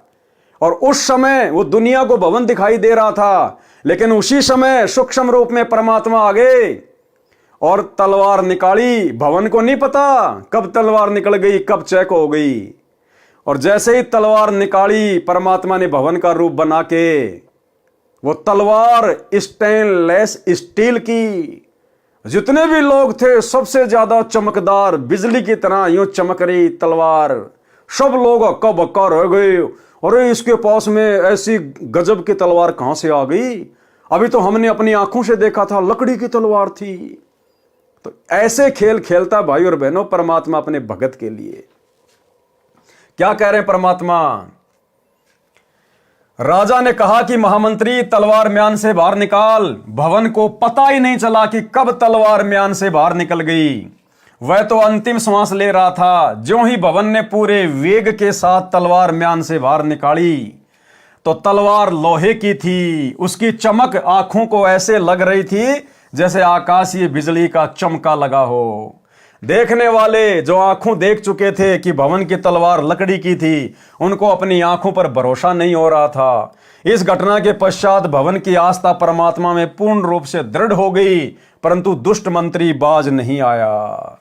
तो भाइयों और बहनों, ये सारी की सारी जो कथाएं हैं, जो कहानियां हैं, ये गुरुदेव भगवान आप और हमारे विश्वास को वर्तमान में इस कलयुग की पिछली पीढ़ी में अपने चरणों में दृढ़ करने के लिए लिख रहे हैं कि आप लोगों ने भी इतना विश्वास अपने गुरुदेव भगवान पर होना चाहिए। उसके बाद परमात्मा ना जाने आपके रूप में क्या क्या खेल खेल देगा, होनी को अनहोनी कर देगा। साहिब से सब होता है, बंदे से कुछ नहीं, वो राई से पर्वत कर दे, फिर पर्वत से राई। परमात्मा जो चाहे सो कर दे, भरम पड़ो मत कोई। और सेव दड़ पर शीश चढ़ाया, पाछे करी रसोई। मोला जल से थल करे, थल से जल कर देत, और साहिब तेरी साई भी शाम कहूं के श्वेत। तो यह आप और हमारे लिए शिक्षा है कि अपने गुरु पर अगर विश्वास करो तो इतना करो जैसे भवन ने किया। फिर देखना परमात्मा कैसे आपत्तियों के बादल शीतल हवा चला के टाल देता है। परंतु दुष्ट मंत्री बाज नहीं आया। लेकिन जो मंत्री था, जो महामंत्री बनना चाहता था भवन को हटवा कर, वो अपनी हरकतों से बाज नहीं आया। और फिर एक ऐसी घटना और घट गई। परमात्मा जो करता है अच्छा करता है। परमात्मा इस घटना के माध्यम से भी हमें यह संदेशा देना चाहते हैं कि भगत के जीवन में भक्ति करते करते समय चाहे कैसे ही ओछी मंदी घटना घटित क्यों ना हो जाए, वो भगत के लिए बहुत हितकारी है, लाभकारी है। क्योंकि भविष्य का सतगुरु को पता होता है, हमें पता नहीं होता। तो भगत ने कभी भी अपने आप को कमजोर नहीं पड़ने देना। चाहे कैसे भी टाइम पास हो रहा है, चाहे छोटी मोटी कोई आपत्ति भी क्यों ना आ जाए, भक्ति करते करते परमात्मा पहाड़ जैसी आपत्ति को हल्के में टाल रहा होता है। उनका ऑपरेशन बैकग्राउंड में चालू रहता है। परमात्मा जो करता है अच्छा करता है। एक दिन राजा व महामंत्री और मंत्री कहीं जाने की तैयारी में खड़े थे। राजा मंत्रियों से बातें भी कर रहा था तथा तलवार को निकालकर उसकी धार देखने लगा। बातों में व्यस्त होने के कारण राजा को ध्यान नहीं रहा। उसकी दाएं हाथ की उंगली कटकर दूर गिर गई। राजा को जोर की पीड़ा हुई। महामंत्री बोला, कौन महामंत्री? भवन। महामंत्री बोला कि अच्छा हुआ, जो होता है अच्छा ही होता है। परमात्मा जो करता है अच्छा ही करता है। उस दिन राजा को लगा कि वास्तव में महामंत्री के मन में दोष है, ये मेरा अहित चाहता है। चापलूस मंत्री को मौका मिल गया। राजा के लिए वैद्य बुला कर लाया। कहने लगा कि हे राजन, देख लिया आपने, सुन लिया अपने कानों से। राजा ने आदेश दिया कि महामंत्री को जेल में डाल दो। चापलूस मंत्री को महामंत्री बना दिया। 6 महीने में राजा की उंगली का जख्म भर गया। राजा के दाएं हाथ में केवल 3 अंगुलियां थी। नए महामंत्री को साथ लेकर राजा शिकार करने गया। जंगल में शिकार के पीछे घोड़ा दौड़ा रखा था। राजा तथा महामंत्री दोनों सेना से दूर गहरे जंगल में चले गए। आगे कुछ जंगली व्यक्ति मिले। उन्होंने दोनों को घेर लिया तथा पकड़कर रस्सों से बांधकर घर पर ले गए। जंगली व्यक्तियों ने देवी को नर बलि चढ़ाने का संकल्प कर रखा था। पुरोहित को बताया कि दोनों व्यक्ति पकड़कर लाए हैं। पुरोहित ने कहा कि अच्छी बात है, दोनों की बलि चढ़ा देंगे, देवी अधिक प्रसन्न होगी। परंतु जांच करो कि इनका कोई अंग भंग ना हो। जांच करने पर पाया कि एक व्यक्ति की एक अंगुली नहीं है, कटी हुई है। पुरोहित बोला कि जिसकी अंगुली कटी है उसे जाने दो, वह बलि के योग्य नहीं है, दूसरे को तैयार करो। देखते ही देखते चापलूस मंत्री का सिर काटकर पत्थर की मूर्ति पर चढ़ाकर फिर पकाकर खाने के लिए ले जाने लगे। राजा तेजी से भागा, सीधा कारागार में गया यानी जेल में गया, वहां महामंत्री बंद था, उसे कैद मुक्त किया तथा आप बीती बताई और कहा कि आप ठीक कह रहे थे कि जो होता है अच्छा ही होता है। यदि उस दिन मेरी उंगली न कटी होती तो आज मेरी मौत होती। राजा ने महामंत्री से प्रश्न किया कि मेरी उंगली कटी तो मेरी जान बची, मेरे लिए तो अच्छा हुआ, परंतु आपको 6 महीने की कैद का कष्ट भोगना पड़ा, आपके लिए क्या अच्छा हुआ? तो महामंत्री ने कहा कि 6 महीने की कैद से मेरी भी जान बच गई। यदि मैं कैद में ना होता तो आपके साथ जंगल में जाता, उस मंत्री की जगह मेरी बलि चढ़ती। राजा ने अपनी गलती की क्षमा याचना की, उसे अपना पुनः महामंत्री बनाया। यानी जो परमात्मा करता है भगत के साथ में वो अच्छा ही होता है। देखो, जगत वालों को तो जैसे उनके जो कर्म हैं उस हिसाब से उनके साथ घटनाएं घटित होंगी। सतगुरु के शरण में आने के बाद भगत के साथ यदि कोई घटना घटित होगी तो फिर परमात्मा उसकी परीक्षा के लिए, उसके विश्वास को बढ़ाने के लिए, या पहाड़ जैसी आफत को परमात्मा हल्के में टाल रहा होगा। तो हमने केवल विश्वास के साथ अपनी भक्ति पर लगे रहना होता है। आत्मज्ञान बिना नर भटके, यानी मीराबाई के साथ क्या घटना घटित हुई जब वो राणा की नगरी को छोड़कर वृंदावन को जा रही थी। आत्मज्ञान बिना नर भटके। आत्मज्ञान क्या होता है? मैं कौन हूं, क्यों जन्म रहा हूं, क्यों मेरी मृत्यु होती है, मरने के बाद कहां जाऊंगा, इस मनुष्य जीवन का क्या मकसद है, ये सारी बातें हैं आत्मज्ञान। जब बहन मीरा जी घर त्याग कर जा रही थी तो रास्ते में कुछ व्यक्ति एक गुफा के द्वार के सामने बैठे थे। मीराबाई ने उनसे वहां इकट्ठे होने का कारण जाना तो बताया कि इस गुफा के अंदर एक महात्मा रहता है, वह कभी कभी बाहर आता है, जिसको दर्शन हो जाते हैं उसका कल्याण हो जाता है, परंतु महिलाओं को दर्शन नहीं देते।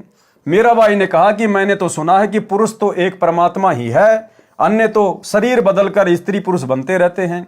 यदि कोई दूसरा पुरुष पृथ्वी पर है तो मैं उसके दर्शन करके ही जाऊंगी। महात्मा का विशेष सेवक था, केवल वह गुफा में जा सकता था।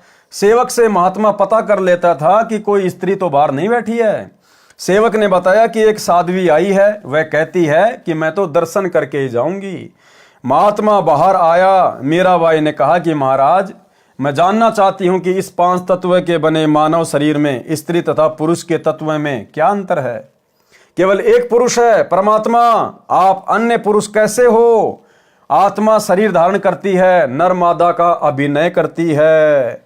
और जब मीरा ने उस महात्मा को शत उपदेश दिया, ज्ञान समझाया जैसा कि उसको परमात्मा से प्राप्त था, उसके बाद में उस महात्मा जी की आंखें खुली और उस महात्मा जी ने भी मीराबाई के साथ में जाके संत रविदास जी से नाम उपदेश लिया और अपना आत्म कल्याण करवाया। तो भाइयों और बहनों, मीराबाई की कथा से, गुरुदेव भगवान के आशीर्वाद से आप और हमें भक्ति मार्ग पर दृढ़ता के साथ में और संघर्ष करते हुए आगे बढ़ने की प्रेरणा मिलती है। और इसी प्रकार से हमने इस कलयुग की बिचली पीढ़ी में इन तमाम कथाओं से शिक्षा लेकर अपने आप को कमजोर नहीं पड़ने देना है, क्योंकि हमारे बैकग्राउंड में, हमारी पीठ पीछे समर्थ कादर भगवान, सतगुरु रामपाल जी भगवान लोहे की तरह खड़े हैं, लोहे की तरह। अगर मर्यादा में रहकर इस भक्ति मार्ग पर टिके रहे तो भाइयों और बहनों, आज के वीडियो में केवल इतना ही।